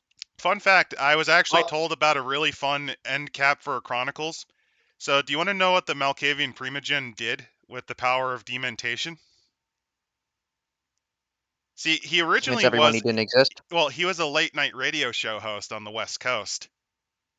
He created what became known as downtown madness that ripped through the state because of the airwaves, using a combination of presence and dementation. Oh. Yeah, high power Malkavians are fucking terrifying. so I have to ask. So being born in like 750 AD, he's not a 5th generation, because that seems old enough. He could Generations vary. Basically, during the first city, you might have actually run into like 6th gens. You can run into 7th gens as late as like the 1800s that are like really new if a 6th gen decided to try to replace their childer with a new one. Which is all right. Which is why I find this one interesting, because he's a 5th generation, but the one childer we know of is a 7th. So either he was bitten as Esau, and somehow his mental illness allows him to change Drop blood his level. generation somehow. I don't know. I don't think that's how. I think he Or- committed Which is amaranth. doesn't make sense because he doesn't have dementation. I think he committed amaranth. Or he committed amaranth at some point, Which I think he diablerized somebody which makes him terrifying. sometime in the last 500 years. But no, sometime in the moving last on- 50, I think. By the way, the next one is our Sabat guy. Nosferatu. Parovich. Let me tell you a story, my little friend. I was once in New York. So on the prince's side, I watched a long gaunt kindred tear the prince's throat out and drink his immortal blood. The prince was the last great vampire. His might was like the sun. Ah, yes, the sun. Oh, I miss you, my beloved. The Sabbat will win in the end. It is so obvious. We are organized. We have a purpose. You of the Camarilla spend most of your time squabbling amongst yourselves, while we are bound by our blood. I have tasted the blood of my brothers, and I have strengthened it. I think you're One using day the I will wrong taste the voice, blood of because the look city. at him. That's Ethan Ralph as a vampire. You know, you were about to might say call that, but me a traitor to my own kind. You no, might no, no, no, think no, I've. no. You were. This is Milwaukee. Keep in mind, this isn't Oh yeah, you're right. It's Virginia. Patrick. No child. It's Patrick S. Tomlinson. We found him, guys. In some ways, our plan is very simple and another's very complex. We This will actually undermine reads your like Patrick. Oh society my from god. top to bottom. I will encourage the elders and the anarchs to fight one another. I will corrupt the Anubi so the city is more vulnerable to the lupine. Yet I I'm cannot gonna tell you crash how the they city will with no infiltrate, survivors. nor how the Basically. lupine will be made to attack at our whim. You ask what I have done with my child. I have done little No with them, child. though I wish I had done more. I have lived for more than 500 years on this miserable planet, and I have raised many children, but I never had a rebellious brood. They doubt me and flee from me, their own father, in fear. I created them to live beyond my years, so if I should fall in the jihad, they would carry my blood down into eternity. But now, after I have given them all, they turned upon me. I have plenty of time, though. He's turned them into pepperoni. Enjoy Gehenna, Uh, Camarilla child. but here's a bit of a Said problem, Gunman. though. Humanity, 0. I mean, that's about right for Patrick. It's Yeah. Sabat. It's supposed to represent because a reminder, this is early in first edition. They had no fucking clue what the Sabat were supposed to be. Like So, for a Well, while, that's then his about they child. tried to push. No, to give you an idea, for a while they tried to push the Sabat were infernalists, like devil worshipping vampires. Then they had to retcon that, and that's where the Bali came from. Well, So that's what I was you about have- to say too, because like Nosferatu aren't Sabat traditionally, right? So like, are they treating like the Sabat like just like They different can be factions? Sabat or This they can would- be Camarilla yeah. or Anarch. Well, remember, this guy was Camarilla. Then he saw the Sabat take over New York, and he was like, fuck it, I'm on their side now. Enjoy Gehenna, Camarilla child. Yeah, Zen Gunman said a pretty funny line there. But, He also lives in a Now he- dilapidated ruin, which makes me think that he would be perfect in a Detroit by Night as like the greasy information, like the mafia don of Detroit. so we have his first victim here, Anastasia, a 16-year-old. Basically, this is a bit of a nod to. So this might Someone be they the. found dead. They in a- found, and they found that then Kristen, one of his other victims, found out he was working for people called the Black Hand. Yeah. And so they ran away. Interesting.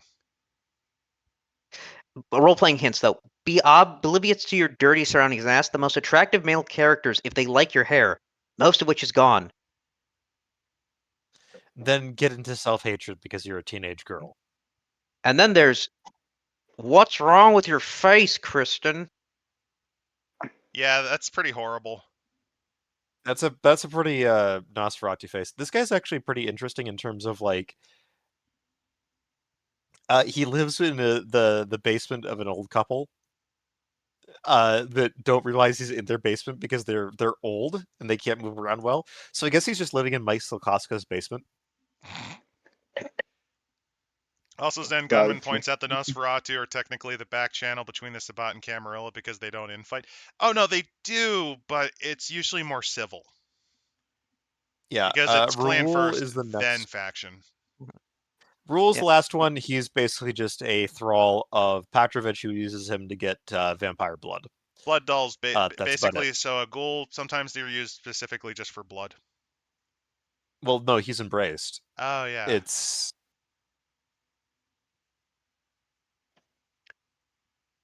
He looks like a So- Courage the Cowardly Dog villain. Yeah. He actually he looks. does. No, he the looks like Toreador. he looks like Doctor. What's his name? Doctor Depression. If I can't be happy, no one can be happy. Rat, give me Yeah. a hug.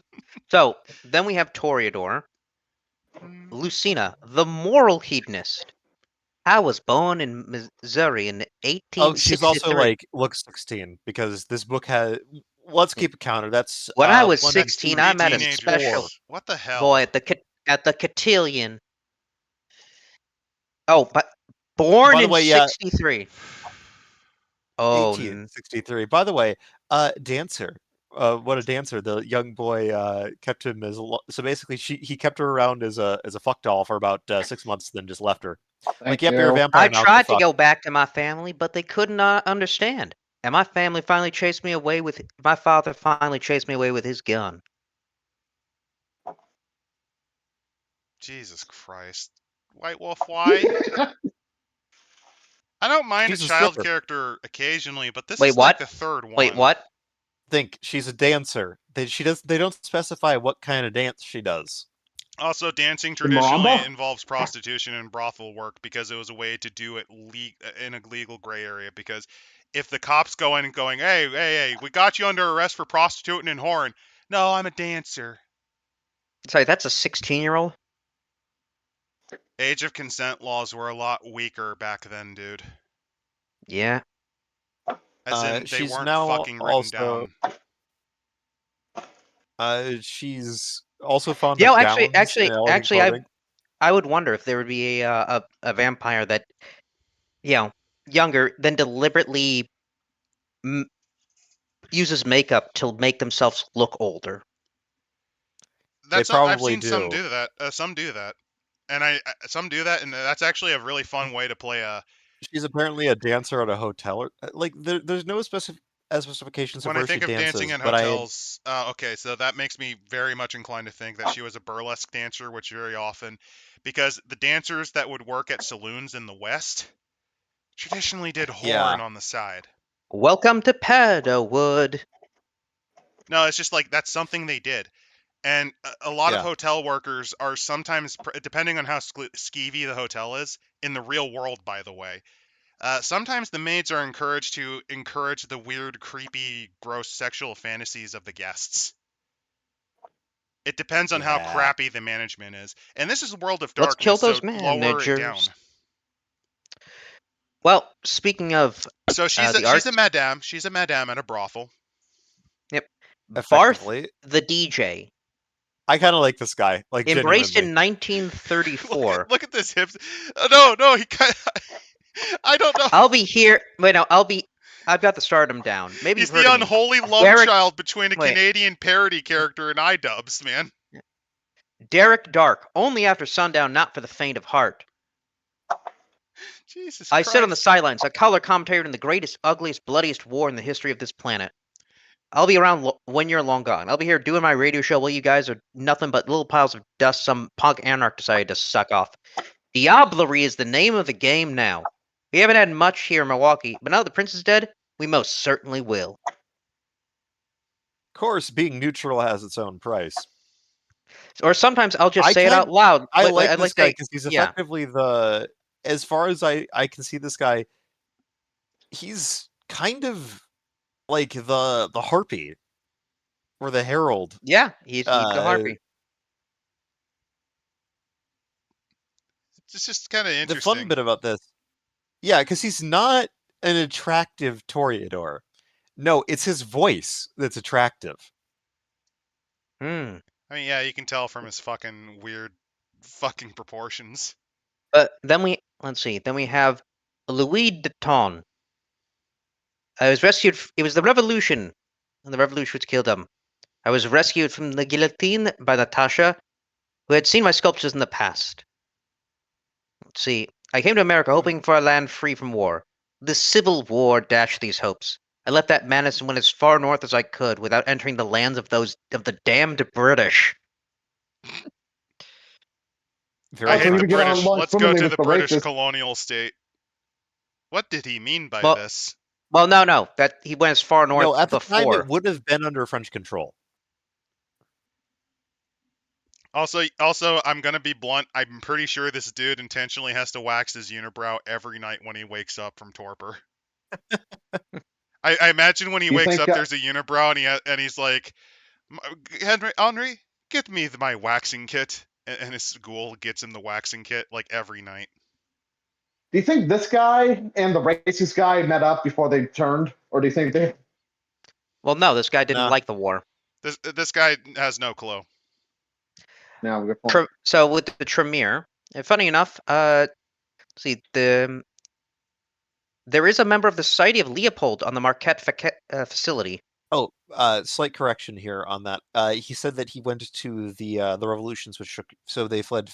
France went to east to Venice, then to Rome, Rome, and then and to the America. revolutions which shook. So the revolutions which shook Europe. That could either be That's 48. The 48. yeah, that's 48. probably 48. So He had to have come here before 59. So right, no, 46. interesting though. He's been in Milwaukee for a very long time. Hates war, thought of stuck well in the by- eternal werewolf siege city. Womp womp. Yeah, I know, right? They kind of ignore So- that to a degree. Yeah. So, for the Tremere, we have Karna, the Princess Witch. Also, if you're You took me wondering, from my- there are only elders in Ancilia of the Tremere that live here. Yes, they're very careful about this. Which So we've got Karna. She was embraced at when she was 18. In the year At least he waited 2 more 1450 years. in the year 1435. So it's more of a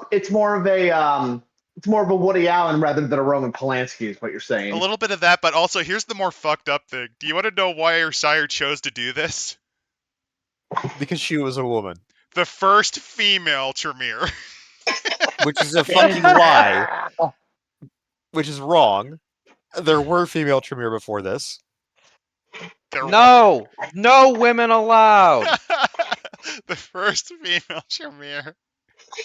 Whoa. Again, incorrect. Her entire motivation is legitimately, I'm a woman and I thought. Oh, by the way, humanity won. Well, I guess that proves it, boys. Women are not, in fact, human. I am in touch with my humanity. But Look- yes, Look at all the those next- goddamn paths she has, by the way. the rituals, yeah. No, the she paths. has She the- has taste of blood, movement of mind, weather control, and lure of flames. Oh shit, yeah. Sorry, you meant the discipline. Also, a lot of subsections, those, yeah. also those rituals ain't nothing to fuck with either. Yep. Yeah. And she's starting to become unhinged. Starting to. Starting? And she's in charge of the Tremere. She But has next up- less humanity than the Malkavian that's trying to play everything into a fucking death war. Yes. And the death war specifically so he can kill himself. Yes. So next up is Victor the Assassin. He worked for the CIA. Interesting. Leaders rarely trivia die of for- diseases or natural Let deaths, you Tech know. say something, dude. It's interesting because this is a Tremere that is definitely not a magician. If you understand, you're like saying he that? has some. In my all Tremere group, one of the players specifically said, I want to have it so that he struggles to pick up thaumaturgy, so he invests in their other disciplines to make up for it. So Well, that's the thing, he was his looked down discipline upon, spread- but he was used as reliable muscle. His discipline spread is still pretty useful. It's just that Oh, you this can guy here? definitely see that why he was embraced is not because oh, he was an appealing magician, oh, he was selected. No, it's because He knows how to It's gather because info. He Yeah. knows how to kill. He's Oh, an assassin. He knows how to kill. He knows how to gather info. And he's quite skilled with he is rituals, too. yeah, he is a vampire assassin. He also probably has this wonderful thing, knowledge computer too. Yep, that helps. Yeah, you know, something that probably then- the ancient vampires don't know. By the way, here's The the reason. last No, one- there's one more reason he got embraced. He actually managed to kind of survive against his soon-to-be sire. He called a hit on Yeah. himself, and he realizes he's not alive. And he actually was able. No, here's the best part. He threw him off. And tried to beat- get over the window. And the only mistake he made was he looked back and met his eyes, which dominated him. By the way, keep in mind. Do you want to know who he threw off? An 8th generation vampire as a mortal. Ooh. I mean, that's not the hardest. 8th generation, while impressive, is still not like Hey, what can I say, man? The dice were just not in his favor that day. Keep in mind, he could have been dominated. He shrugged that off. No, he did not shrug that off. I know. I'm just highlighting that this is still pretty impressive. So, next one is Dr. Mortius. Look at this. I like fucking guy. Morbius. I like I him. like his design. Now I have all eternity to work magic. I've seen sights which are driving your supernatural brain mad. Worlds within worlds, realities within realities, whole new laws to uncover. The Null Zone. And a few other fun. Also, He has a look haunted at his social stats. Look at how fucking crippled he is. Oh yeah, no, he is. He has like if you use the 3 player's skills. guide, This he also is has Conjuring hold 4. on. these are I some need to. lopsided yeah. fucking stats, man. I need these. We need to read these rituals. The curse of Clytemnestra Clytemnestra. allows the caster to destroy one person by rapidly aging his physical from until he decays to nothing. Basically, turn to dust. It takes a full day to cast, though. It's also used by Karna, who uses it to destroy those she sleeps with. Anyway. Good, because they're pedophiles. Incorrect. Karna is 18. Visually. She's 18. Visually. She's legal. Oh, I've seen the other one. Yeah. You're Ritual thinking of the Darkness. other 2, because remember, there's 2 more of them. Yeah. No, 3. There's 3. Ritual- There's the hold on. Toreador, the Nosferatu, and then the other guy. Hold on. Gangrel. Gangrel. The Watcher calls to the caster a small rat who will then go where the caster tells her and look for whatever the caster looks. Once complete, the caster looks like an ordinary person in his mid-20s with a nondescript face and an average body. Invented by Dr. Mortius to hide his face, his deformities when in That's public. the illusion of perfection, not the Watcher. Yeah, the Watcher's Oh. a different one. I do like the Watcher idea. I do like is- the idea though that you could just turn a rat into a person, because that feels like something Karna would do when she's Although- bored. No, this one's actually am I very ever- interesting. The Watcher. It's basically, how do you do animalism with thaumaturgy? Well, it takes about 20 minutes. You need a little bit of booze and a rat. The rat will go look for what they're told to. They can even be told to steal something for you, and they will mentally transmit what they've seen to their owner. Sunrise once breaks they've the met effect, again. but it's still nice. Yeah, it's a pretty neat one. Even weak rituals are pretty neat. I also like Haunted House, where you can literally just make your house turn into like a fucking shit show. Yep. Illusion of Perfection is the one you were talking about, but Bladed Hands is Yeah. actually kind of cool. You have to spend 2 Takes- blood points, but if you do, your hands become sharp. You get an extra die of damage when they're for your unarmed attacks. They don't specify Ooh. what type, so assume lethal.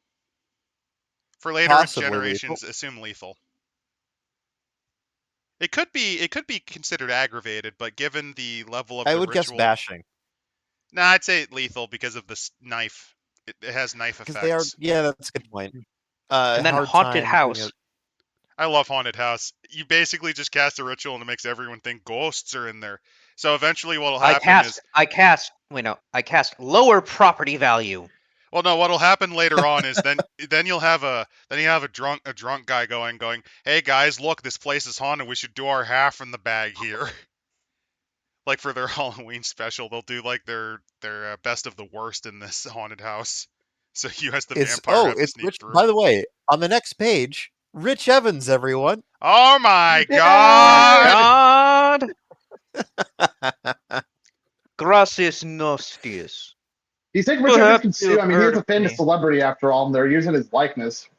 I I'm know. afraid I have become rather important to many of the kindred in this city. I became a host. I became a host on Best of the Worst. I'm also well known on the internet as Dick the Birthday Boy. Then one day, for no reason at all, Heroth slew Marius. Heroth was Herolf. trying to read aloud, and when he misread several lines in a row, Marius started laughing. Actually, with that Had face, been Matt, laughed he at for looks 40 years. Just put glasses on him. It's PPP. Suddenly, a dark light appeared from Heroth's eyes. He threw his hunting knife across the reeking tail with blinding speed. It struck Marius in the heart and pinned him to the back of his chair, I don't immobilizing care how him. Marius died. The point is did it he's dead right. and he hates the Dane. That's all you need to know. He's Danish. He's He's Danish! uncivilized. He's a barbarian He's a that doesn't know barbarian. better! He hates Wait, Jesus! standing alone, but well, no, standing alone to the shrine to Janus, I decided to sell my life as dearly as possible so Marius, the dream of Rome, might live. So I decided to hunt down. My brother in Christ is the 400s. Wait a minute. This guy. Oh no, this Well- guy's the. No. This. You can never shit talk the Bruja again because of this fucking character. He is When we get- to Rome. The Bruja are. I felt the the same Bruja thing in are more. 471 when we got word Rome had fallen, sacked by the barbarians. The That was like emptiness the inside me third grew. sack of Rome by I that thought point, of all by the way. people who could have been saved. If only Marius had been alive, and all of the nations that could have been held together and preserved. This guy makes the Bruja look like they fucking are chill about Carthage. What a clown. It was not long before Rome fell for the last time. The hollow place in my breast grew until it was all I was. Then I realized Rome was lost, but I could adventure. I could destroy her. Herolf demolished Rome's last prayer of survival when he committed diablerie. But by killing Herolf, I will avenge Rome. I will avenge the greatest force ever known to this planet. I will save Rome Hail! by saving Hail! Milwaukee. Hail! I'll save Rome By the way- saving Milwaukee. What the fuck? By the way, this isn't a city that is like, why the fuck are you even here? It's a horrible place to be. I created a society so antithetical to the world. Antithesis and synthesis. Hegelian dialectics. That's not Hegelian dialectics. Centurions, obliterate this man. Or no, it's Praetorians. It'd be Praetorians. Praetorians obliterate this man. This guy's actually not that impressive. I mean, he has some really good skills. He's a little bitch. Linguistics, Compare him to Latin his, 5. He knows well, of Latin, course. guys. Compare him to his elder Herolf. brother. Herolf is yeah. Yeah, good luck with that, He's, buddy. he's So basically you fucking understand this? Conan. He broke the blood bond, killed Marius. Yes. Out of sheer will. On top of that, note something he has. Fortitude 6. Yes. This is the epitome of, like, you want to make a combat twinked Ventru? Stamina 5. Whoa. This is a combat twinked Ventru. Stamina 5, strength 6. By the way, dexterity reminder, you can 3. spend a blood point and or use a willpower to re-roll one, so you can potentially tell. Like, let's say you get your shit blown in, or you want to just murder him by taking him out into the sun. You can possibly fucking tank that with Fortitude 6. Yes. By the way, he lives out in the suburbs of Milwaukee, and the Lupines have learned to avoid the area. I would too if it's a 7th generation Ventru with Resilience 6 that is hanging out there. Oh, like, don't forget Celerity 4 and Potence 4, which means he can dance around the goddamn area and hit you 4 times in a row. My character is the coolest character ever, and he can kill yours. By the way, Strength 6. Melee 7, by the way. Strength 6, Melee 7, Potence 4. Dominant 2. This dude can punch a hole. This dude can punch a hole in an IFV. Yeah. There's he a can reason throw why trucks. Not 18 wheelers, but he can throw a truck. I think the whole thing with, like, the werewolves avoid him is, like, they're just like, look. Unless you're an Arun or particularly canny Ragabash, he's gonna kick your shit in and win. I don't think that it was a fight to the death. I think they met each other. They beat the shit out of each other. And the werewolves just were like, all right, I guess we just avoid this one. Because he doesn't seem to, like, have a, like, you know... He just wants to kill that fat Ventru who he's talking about how we will remember Rome. Actually, this makes a lot more sense. Wants to kill Gracchus. No, it makes more sense though. You want to know why? Remember, the most common tribe in this area is the Get, and they fucking hated Rome. So the siege of Milwaukee is probably just them sick and tired of listening to that fat bastard cry about it. They just want to kill him to make him shut up. No. The whole siege thing is a giant misunderstanding. You see, they're big fanboys of this guy. They just want his autograph. Yeah, this Well, guy isn't had he the a creature balls of to the kill word? the last thing holding Rome together. Like, fuck yeah. They want an autograph. Fuck yeah. The last thing Yeah, holding like we're Rome gonna get his together was a autograph and destroy him. wait. The last thing holding Rome together was a vampire and his chubby fuckboy. Well, Yes. you're joking, but reminder that the last Byzantine emperor canonically is a Zamichi. He becomes a vampire. What? By the way, he is Don't- then don't killed ask in a questions. he is then killed in a death duel by one of the prior sons of the Sultan before the Murad II, who was Oh, by the spirited way- away by the Knights of Malta to be trained as a weapon specifically to attain vengeance against the Zamichi for betraying the Ventru during the Latin kerfuffle. By the way, So we yes, the do current get prince, the puppet prince of Istanbul, is actually a true heir to the Sultanate of the Ottomans. He could hypothetically proclaim himself caliph if he wanted to. I'm not fucking with you. By the way, His name is we get an Mustafa. Assamite as our last character Arad here. al-Badur knows quietus. This is one of the first Assamites. By the way, this is oh, there's a little note. I don't know what the note's about. Let me look. Let's see. If Probably you have an that Assamite this is clan not book, you how might it want to tweak works. this character a bit. But yeah, like the clan book changes some stuff about the Assamites. That would be why. It actually makes them like interesting and Well- playable. Well, because the Assamites weren't originally supposed to be. What happened was players were like, "These guys have such cool powers. I want to be able to murder Well, they do. harder." They're really neat as a concept. fun. They're really neat. They are Yeah, they're fun, fun. but I know what the players were thinking when they demanded it. Right. I So the mean, next it's also thing like, here- why wouldn't they join up with the Camarilla or Yeah. the Sabbat? Is like, you know. so. Hold on. So the next thing here is breaking down the politics of, I guess the meta plot here. Yeah, the politics of it, which political basically boils structure. down to it doesn't fucking matter because you're all going to get killed by werewolves. Let's be Yeah. let's be frank here. And they make it simple here. Milwaukee needs a new prince. How this should be done is a matter of diverse opinion and the primary source of conflict in the city.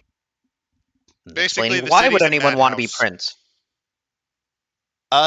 The answer to that is, well, it's available. It's available. That's It's also a basically it. major city. The Assamite Yeah. needs- But it's Oh, right next to Chicago. There are several ways in which your players in the Kindred of Milwaukee will attempt to successfully complete their goals. The simplest, of course, is violence. Yeah. Oh boy. I Yeah, love that word. violence. There's also Like, assassination. violence. The Gangrel are one of the leading people to become prince because Decker. Let's face it, Decker is the only one that realizes we are going to all die because of the fucking werewolves if we don't do something. Also, he's the only one remotely interested in trying to run shit at all. And what I find Yeah, interesting though is that they make it by clan instead Yeah. of by like different group. You know, it's good to know the racist is the only one that is willing to stick up for the white folk in Milwaukee against those Native Americans. The sewer By the way, socialist the gangrel has Malkavians- a final solution to the wolf problem. By Jesus the way- Christ. The Malkavian is playing both sides, Yeah. of course. Oh yeah. By the way, they give the the different ones. I Nosferatu like that. doesn't realize that Jason suspects him of being part of the Sabbat. Essentially, what I kind of like about so there's a thing I kind of like about this take on Milwaukee. I don't like the Eternal Werewolf Siege. I think that's a little goofy, but I do like the idea that you're in the middle of a violent little interregnum where everyone is positioning to try to get their guy as prince. I kind of really like that. And I do like the idea that one of them is a Sabbat plant. That's pretty neat. It's yeah. I mean, maybe not the current take on the Sabbat because this is wrong. I think it'd make more Well, sense if actually, they were like a secret they- Bali or something. they do give the Sabat's overriding goals are completely unknown. It's just once they take control, the human populace suffers, and the Camarilla are killed or driven out. Because this is before they really established much about him. They reference the Black Hand, but they don't What- really tell you what that's Yeah. about. What's interesting also is that the Sabat here, they will do not understand the threat of the lupine. They will seek to assassinate Decker and disband the Anubi. They also plan to kill Perovich as soon as he outlives his usefulness. Every day he is alive, there is a risk his ties to Sabat will be discovered and alerting the kindred of Milwaukee. Because this is the Camarilla. As soon as they find out somebody is in the Sabat, that will rally them. There's a traitor. Yeah, we have to kill him. And the other bit about this is that the Nosferatu clan are suspicious of him. Because he's very awful at managing. As a primogen, he's very awful at managing them at all, to the point where he's neglectful, which is against kind of family policy. He's also killed It's also more that than he one of them. he's offed 2 of his children. So yeah, on the sus list. And the lupine, they're divided between the packs. Coyote Totem is principal. And their leader Horatio has been who's from a successful, profitable from a respected family line. By the way, Horatio. Yeah. Horatio. Yeah. They were really big fans. Ah! I was about to say they were really big fans of CSI Miami, but I forgot the show's older than my But dad. interesting, so He was you actually have named after Horatio Hornblower. so I love that they gave him the name Horatio. It's Let's see. just the coyote and eagle feud with each other. The mouse totem is also represented by the. This is the pack the prince's wife ran with. yeah. And then But there's it's the also pawns, there's the here police is that department. the full strength of the eagle pack 8 lupine. By the way, before I That's do a want to lot. show off. I really love the power dynamic. Chicago by Night also did this pretty nicely. It's funny. I don't relationship usually map. like this, but I think it's really useful for NPCs. I don't like it as much with players because that's something you kind of build on your own. But I love it for NPCs. If you're a GM, if you're a GM, build a relationship map among your players because it can help as like a shorthand for certain things. But otherwise, don't do it for players. I Do love it this. instead for yeah. And then they have the Anarch one, which is also pretty great. By the way, I do love that they talk with the Ventru clan here, which is that Gracious is powerful within the council, and he's potentially a prince candidate. But there's Rolf, and Rolf is just gonna fucking kill him. Yeah, because here's the thing: he's powerful politically in terms of like full-on strength. He doesn't have the ability to back it. It's mostly in words. And it's also that Rolf was prince for a while before, right? Yes, he was. Remember? So, if anyone is a good prince, let's consider the situation here. Which is the one that is preventing a lupine siege, arguably? Which is the one that isn't a little fuckboy? Which is the one who actually left the seat. He actually gave up being prince, by the way. Yeah. Admittedly, it's because he had a crash out and left, but he's still, Yeah. Pack Beta, hey, hear me out. What if we what, Ossel? What if we what? Sorry. The other bit is that he would be willing to step up as a temporary prince, and if there's a power vacuum and then give it up again, which does help a lot, I think, because it gives you as a GM a way to just be like, okay, the prince storyline's going nowhere. Okay, Rolf just kills Gracchus and says, you know what, I'm prince now. Again, or alternatively, you botched your candidate's attempt to take power, so you need a way for you not to get purged. Yeah, that's the way that happens. Because I think half of them should die if they botch it that fucking bad, but the survivors can be saved. Yeah. Let the dice decide. But then they bring up a part that I don't see a lot: the pawns. Yeah, the police are actually controlled by several groups.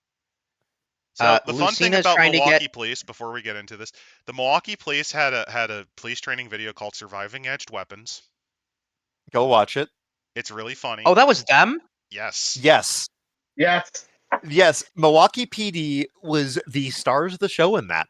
They all of the on-scene location stuff that they shot for like recreations was in Milwaukee with Milwaukee PD. And they had some of the thickest accents from the city too. You could hear their accent, like "fuck you, coppa." It was really fucking funny from the one. But also, why don't you come and fucking take it? There's also the fact that Milwaukee Police Department were some of the most incompetent when it came to handling serial killers. Up until crime in general. Like, Milwaukee PD was a fucking shit show because here's the thing. Chicago's right there. Chicago's offering better pay, better hours, more respect, stronger better police chance union, of getting stronger bribed. police union that's in the machine of the Democratic City politics. Yeah, a much stronger union. So basically, like, you're going to get your overtime. You're going to get your pension. You don't have to worry about Milwaukee, where it's like, frankly, Milwaukee compared to Chicago, it's not as bad, but it's still pretty bad.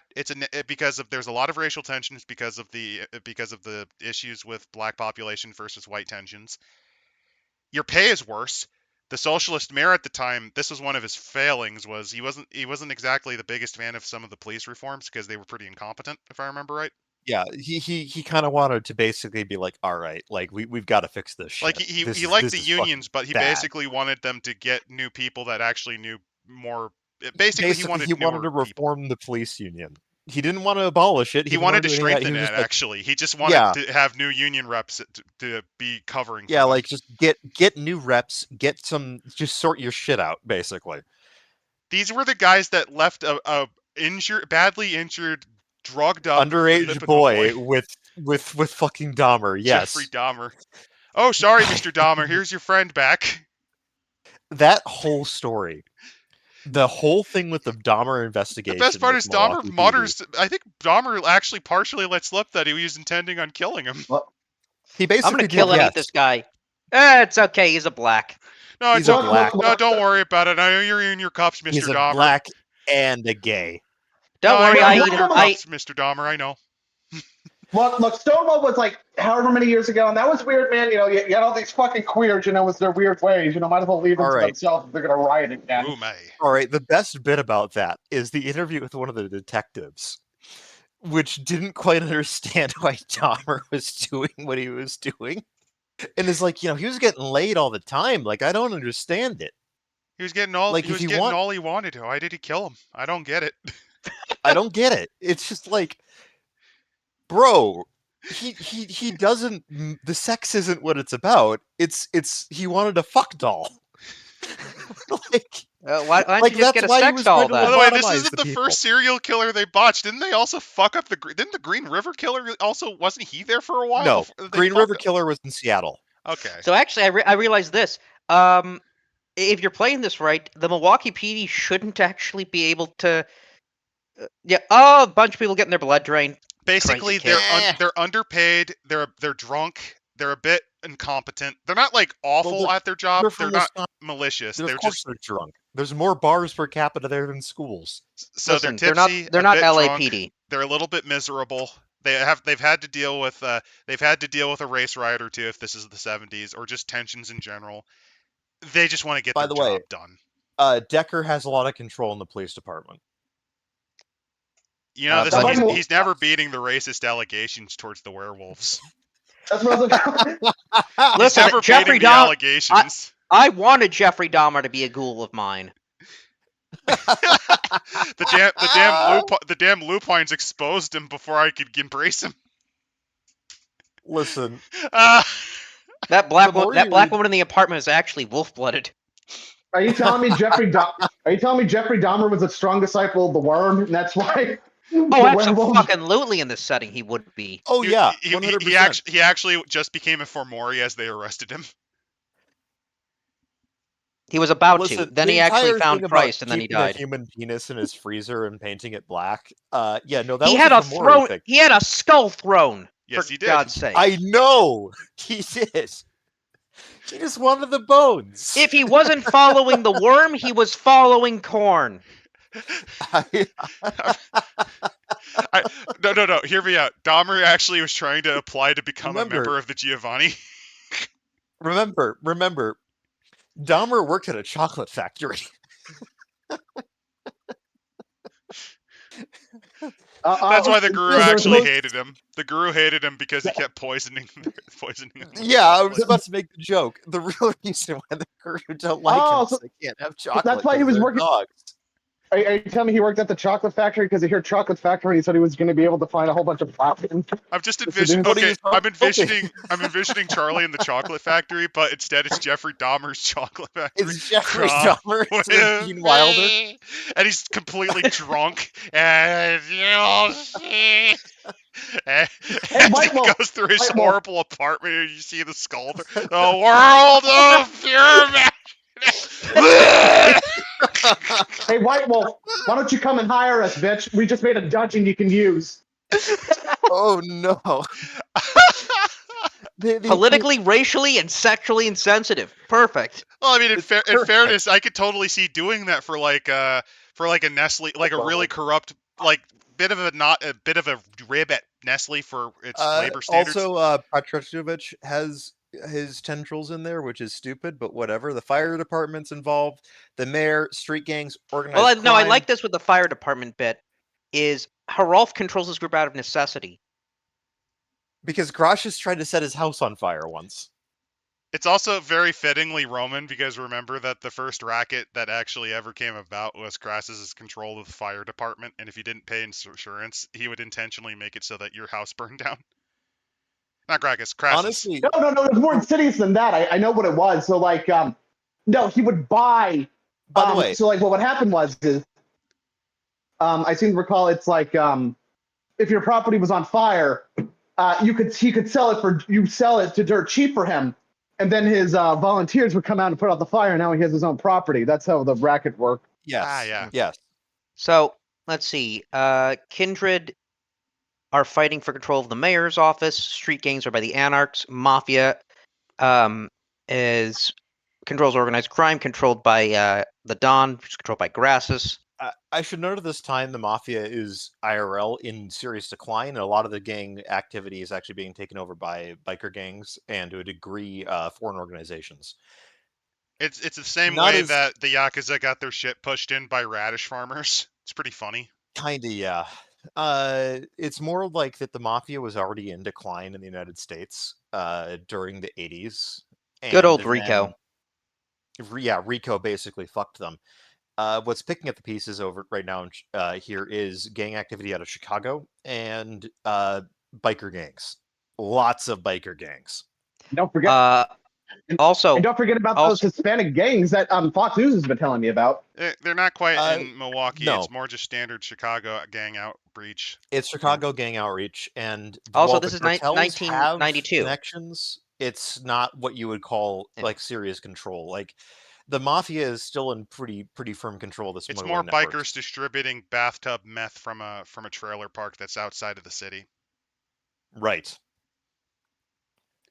This isn't to say that the Mafia isn't active in this region. If you go over to Detroit, the Detroit Mafia is still going strong. They're basically the only outfit, even to this modern day, that has any sort of actual survival. And it's just because about of the New Jersey? sheer failure of managing it. The Jersey ones either went legit or faded into obscurity. Or became a mean, TV show. Detroit one's basically legit at this point, but they still occasionally off people. But as for the So- greedy neighbors, if you don't own Chicago by night, then you can either ignore this section or make it up. So, the gangrel Friends of the Wolfpack will not become involved unless there's a prince to command them. The anarchs would use Chicago, Vardy from Milwaukee as a place to hide if Loden is Basically, breathing down if their necks. if Loden goes really hardcore anti-anarch, they're just going to flee to Milwaukee, which I don't know why you would go to Milwaukee by everything described in this book. Like, don't. it's pretty terrible. It's shit. So, Loden wants somebody to crack down hard on the anarch threat. He does not want another Gary. Also, as Right. Lieutenants Ballard and Capone, Al Capone is actually getting setting Yes. himself up as the Capone is one of Loden's children. yeah.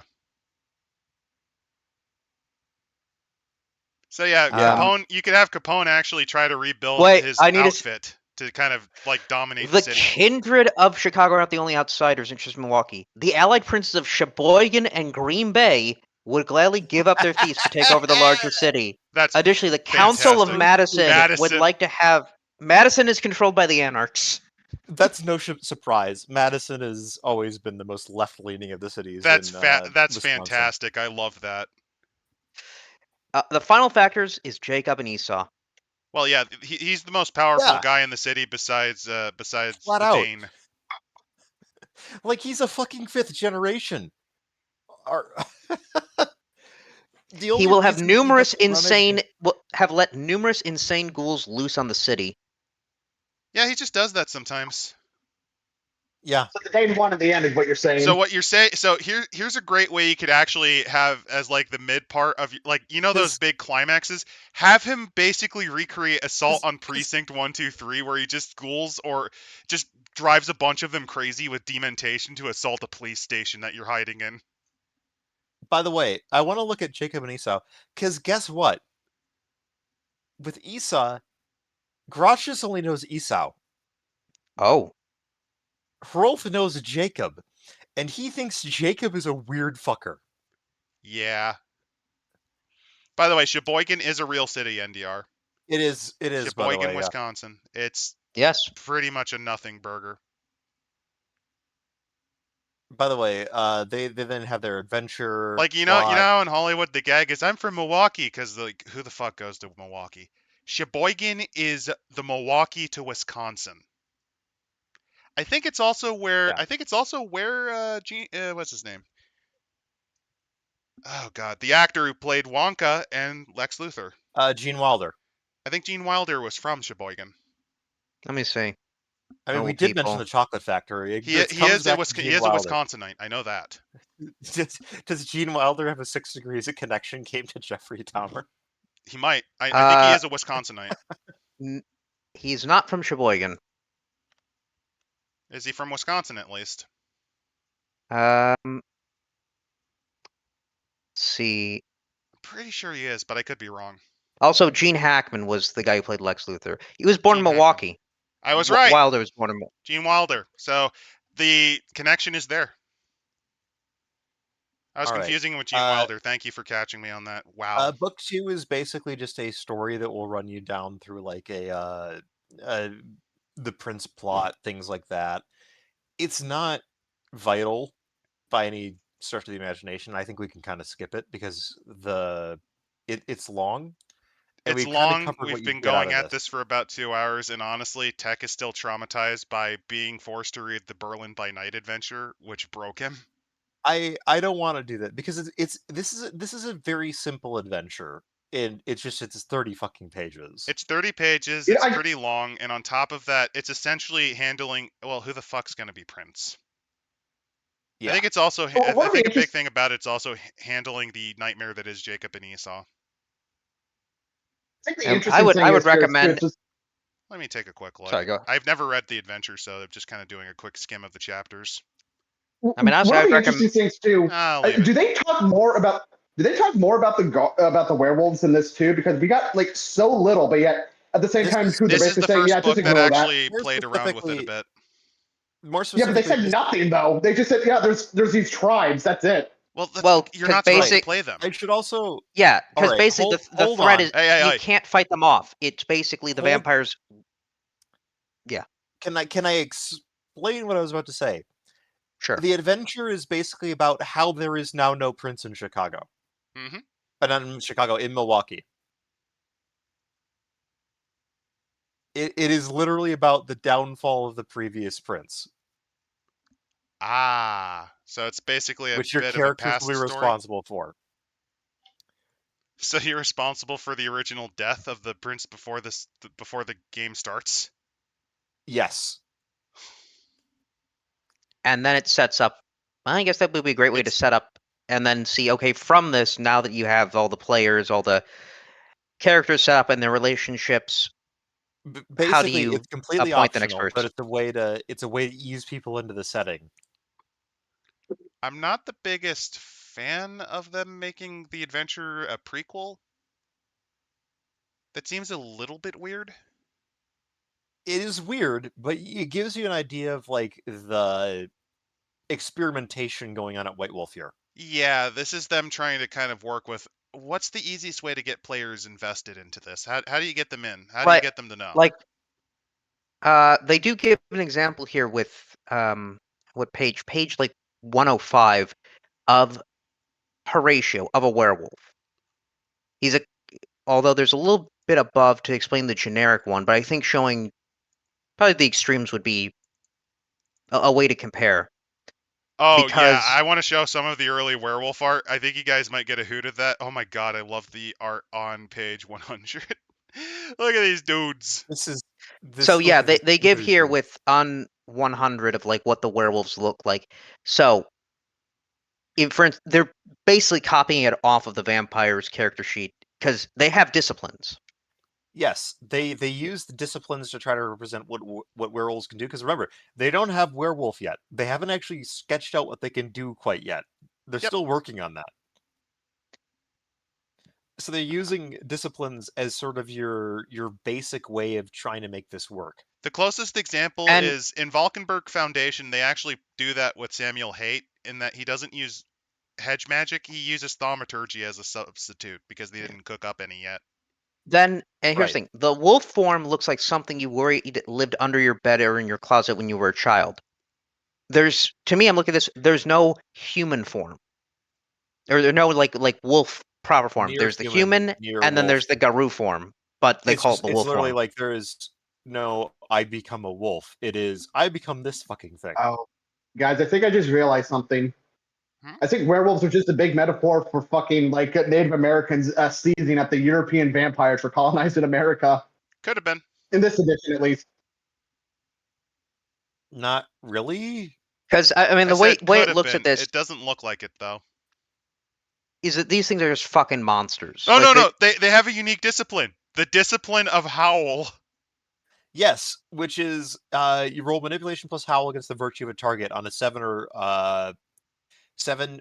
They must reach a target of 7 or frenzy. Hey, that's a unique discipline people forgot about because it's not a good one. It's just an impromptu thing. It's also because it's not kinda a decent in terms of like, oh, we want to give them a special power. like. Look at that image of of Horatio. That thing looks terrifying. I love the long fingers they gave it. This is some really Look at good the art. nipple eyes. It looks inhuman. I love Like it. that thing. That gives me delirium. Actually, the best way to describe it is that's probably what a human can interpret it. Like, they probably got a human under delirium to draw that. I actually really like the art in this book. Like, I made fun of it because the proportions of the people are kind of fucking goofy, but it has that classic charm, you know? It has It the almost classic charm of has anime- Chicago by Night. It also almost has anime-esque designs too, now that I'm thinking about Well, it. yeah, they do. It has that Okay. moody anime look. Like, Chicago by Night also had that. If you look at, again, Genghis, he looks like a standard character from Fist of the North Star, which makes sense because you could get copies of Fist of the North Star and other 90s anime. This is very much based on 80s and 90s anime that you could get from from occasional import shops. But right, So- like I guess one other thing is too, like, okay, so like I'm a man that works at White Wolf, and we're doing the Chicago by Night. I know Milwaukee by Night revised. What would the what we know now, the Garou? What would the reason be for like, okay, we got to bum rush Milwaukee, you guys? Karen. Something about the totems as well. If I The had Karen- to do it, I would have it be that what happened is blame it on Jacob and Esau. Each one of them has one of the totems, and they're trying to use it to kill the other. They're you're right, trying to get the lure other one. werewolves in because they know they'll chase the totem, and if I leave this in their house, it'll work. Basically, Oh, that's why- I was thinking they wanted to accumulate both of them to basically do something with it. Maybe with the Tremere. Or maybe the Tremere guy has it, and he's trying to use it for I a think ritual. I think it's more clever that they think they've stashed it in each other's house, because remember, they're the same person, but they don't know it. True. So they hate each other. So I've stashed in so one is stashed in one of the houses that they use Esau is stashed one in Jacob's, and Jacob is stashed one in Esau's. So effectively, they've put the other person under siege, and they're trying to get the werewolves to do their dirty work of killing them. It's just because they're so low They're the humanity same and person. well, they're so low humanity too. They don't care if most of the vampires in the city die as long as their target's taken with them. Right. That's a decent way to explain the siege. And I the guess. reason and the tribes I would have them be is it is a tense alliance between the Get, which have settled here among their kin, and the Wendigo, By in the way, particular are particularly angry because these were totems a that quick they lost to the vampires. a quick note. They mentioned that Horatio insists that he's called one of the Garou. Whoa. They were working on it. They just weren't there yet. They didn't really know what they wanted to do. I think that they were looking at the French connection to a degree, Oh. and the Garou. Also, I would say Horatio, because of his pelt color, he might have been a Black Fury, maybe. I don't know, Black Wolf. They don't really go super specific on this, and I think that's fine. It's fine, but basically, what I would say is it's probably the wolves that they'd probably have to deal with are probably a mixture of Get, Wendigo, and probably one other tribe, Shadow Lord or Silverfang, perhaps. He's There's a lot Silverfang, of they're the options. protagonist. There always has to be a Silverfang there to save the day. Look, there's a lot of options for porting this over to. I would have the main problem be that in particular the Wendigo are committed to this siege because one of the totems taken was theirs.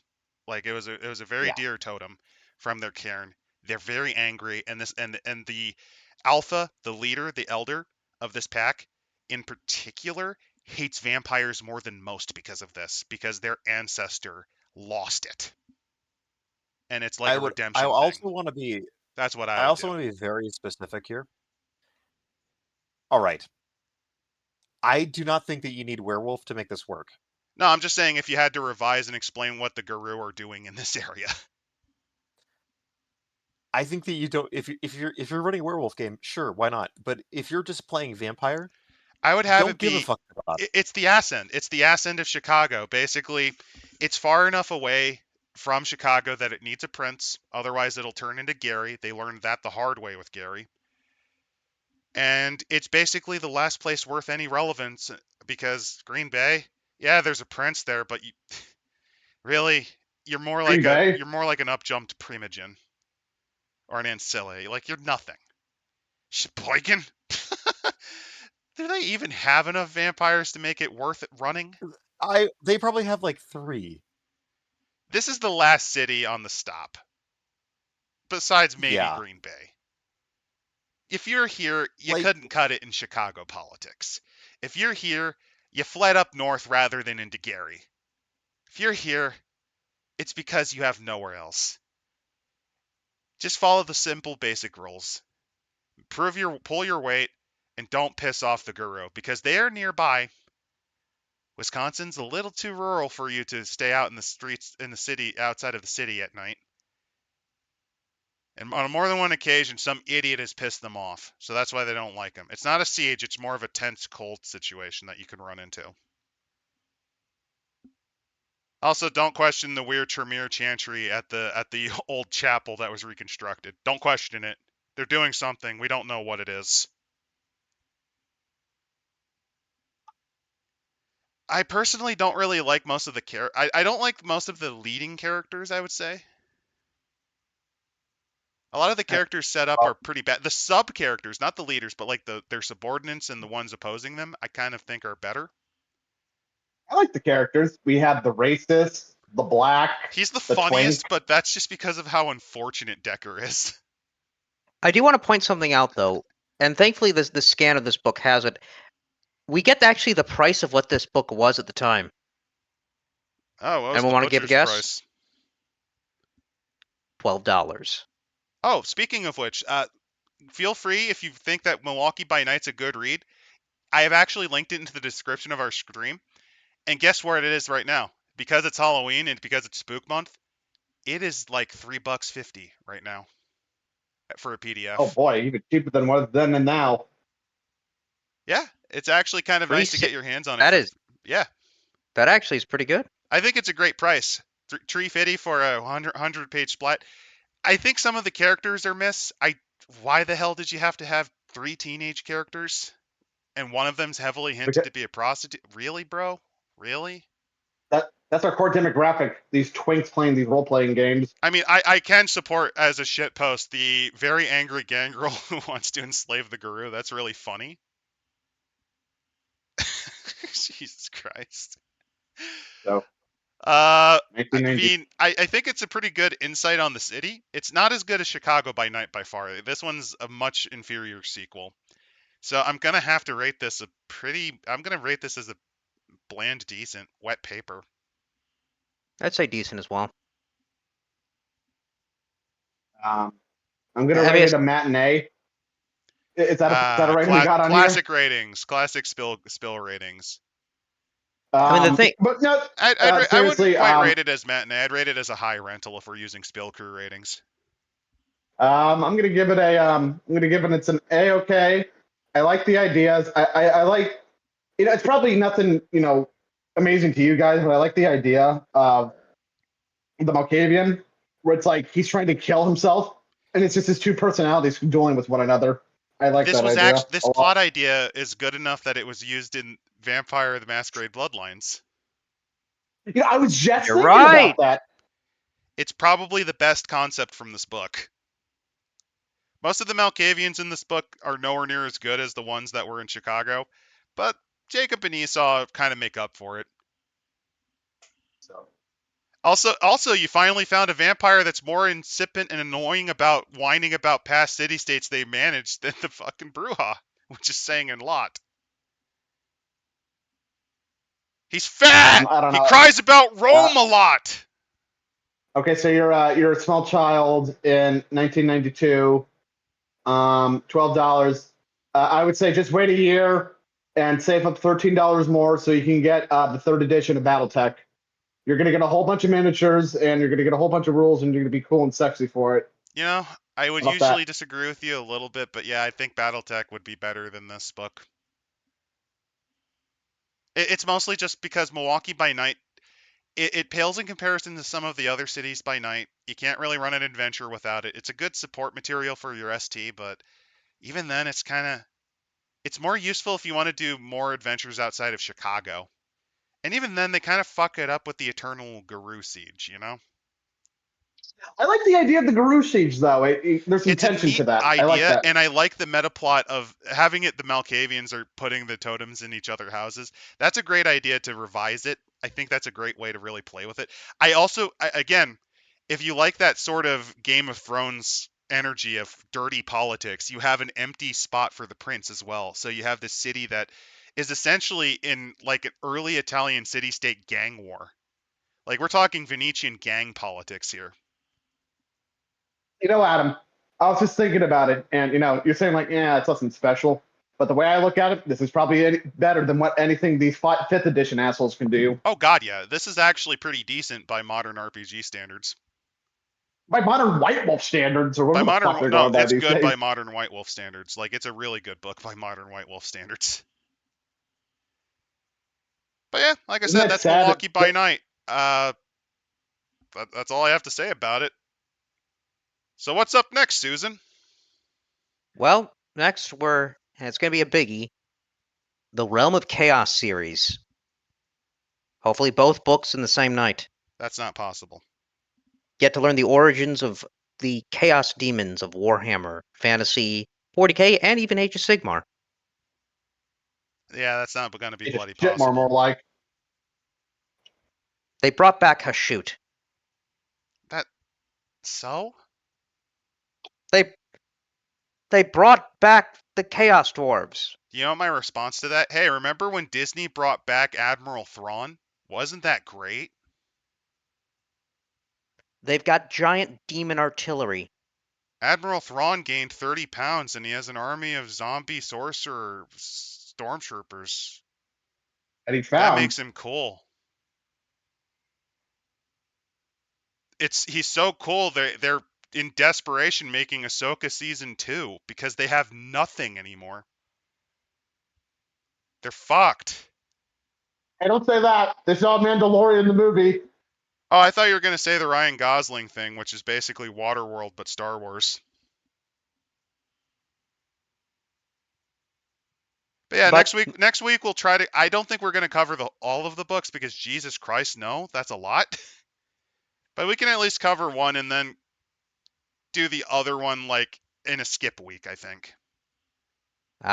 Basically, one, something else, then part two. well, if we do, we start with the first one, which is Korn and Slanesh.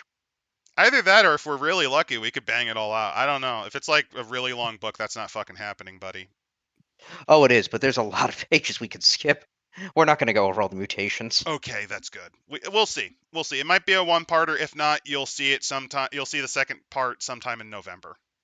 Oh, dude, I know a fun game we can do with that mutation table. Maybe we can like test out the mutation table.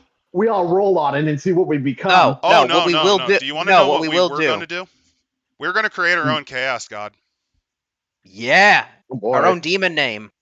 It'll be fantastic. We'll create our own lower level chaos god. It'll be awful, and that's why I think it'll be a two-parter. Fun. Feel free to use it in your games if you ever play Warham's Fantasy too, or Age of Shitmar. I'm not going to judge. Actually, I'm going to judge you quite extensively. Judge them hard and kink shame them. Exactly. So with that Murder in mind, them in their sleep. so with that in mind, have a great night and beware of the werewolves, but more importantly, be aware of Fred, the Nosferatu ghoul, who will kidnap you and show you his Rat King collection. Night, y'all.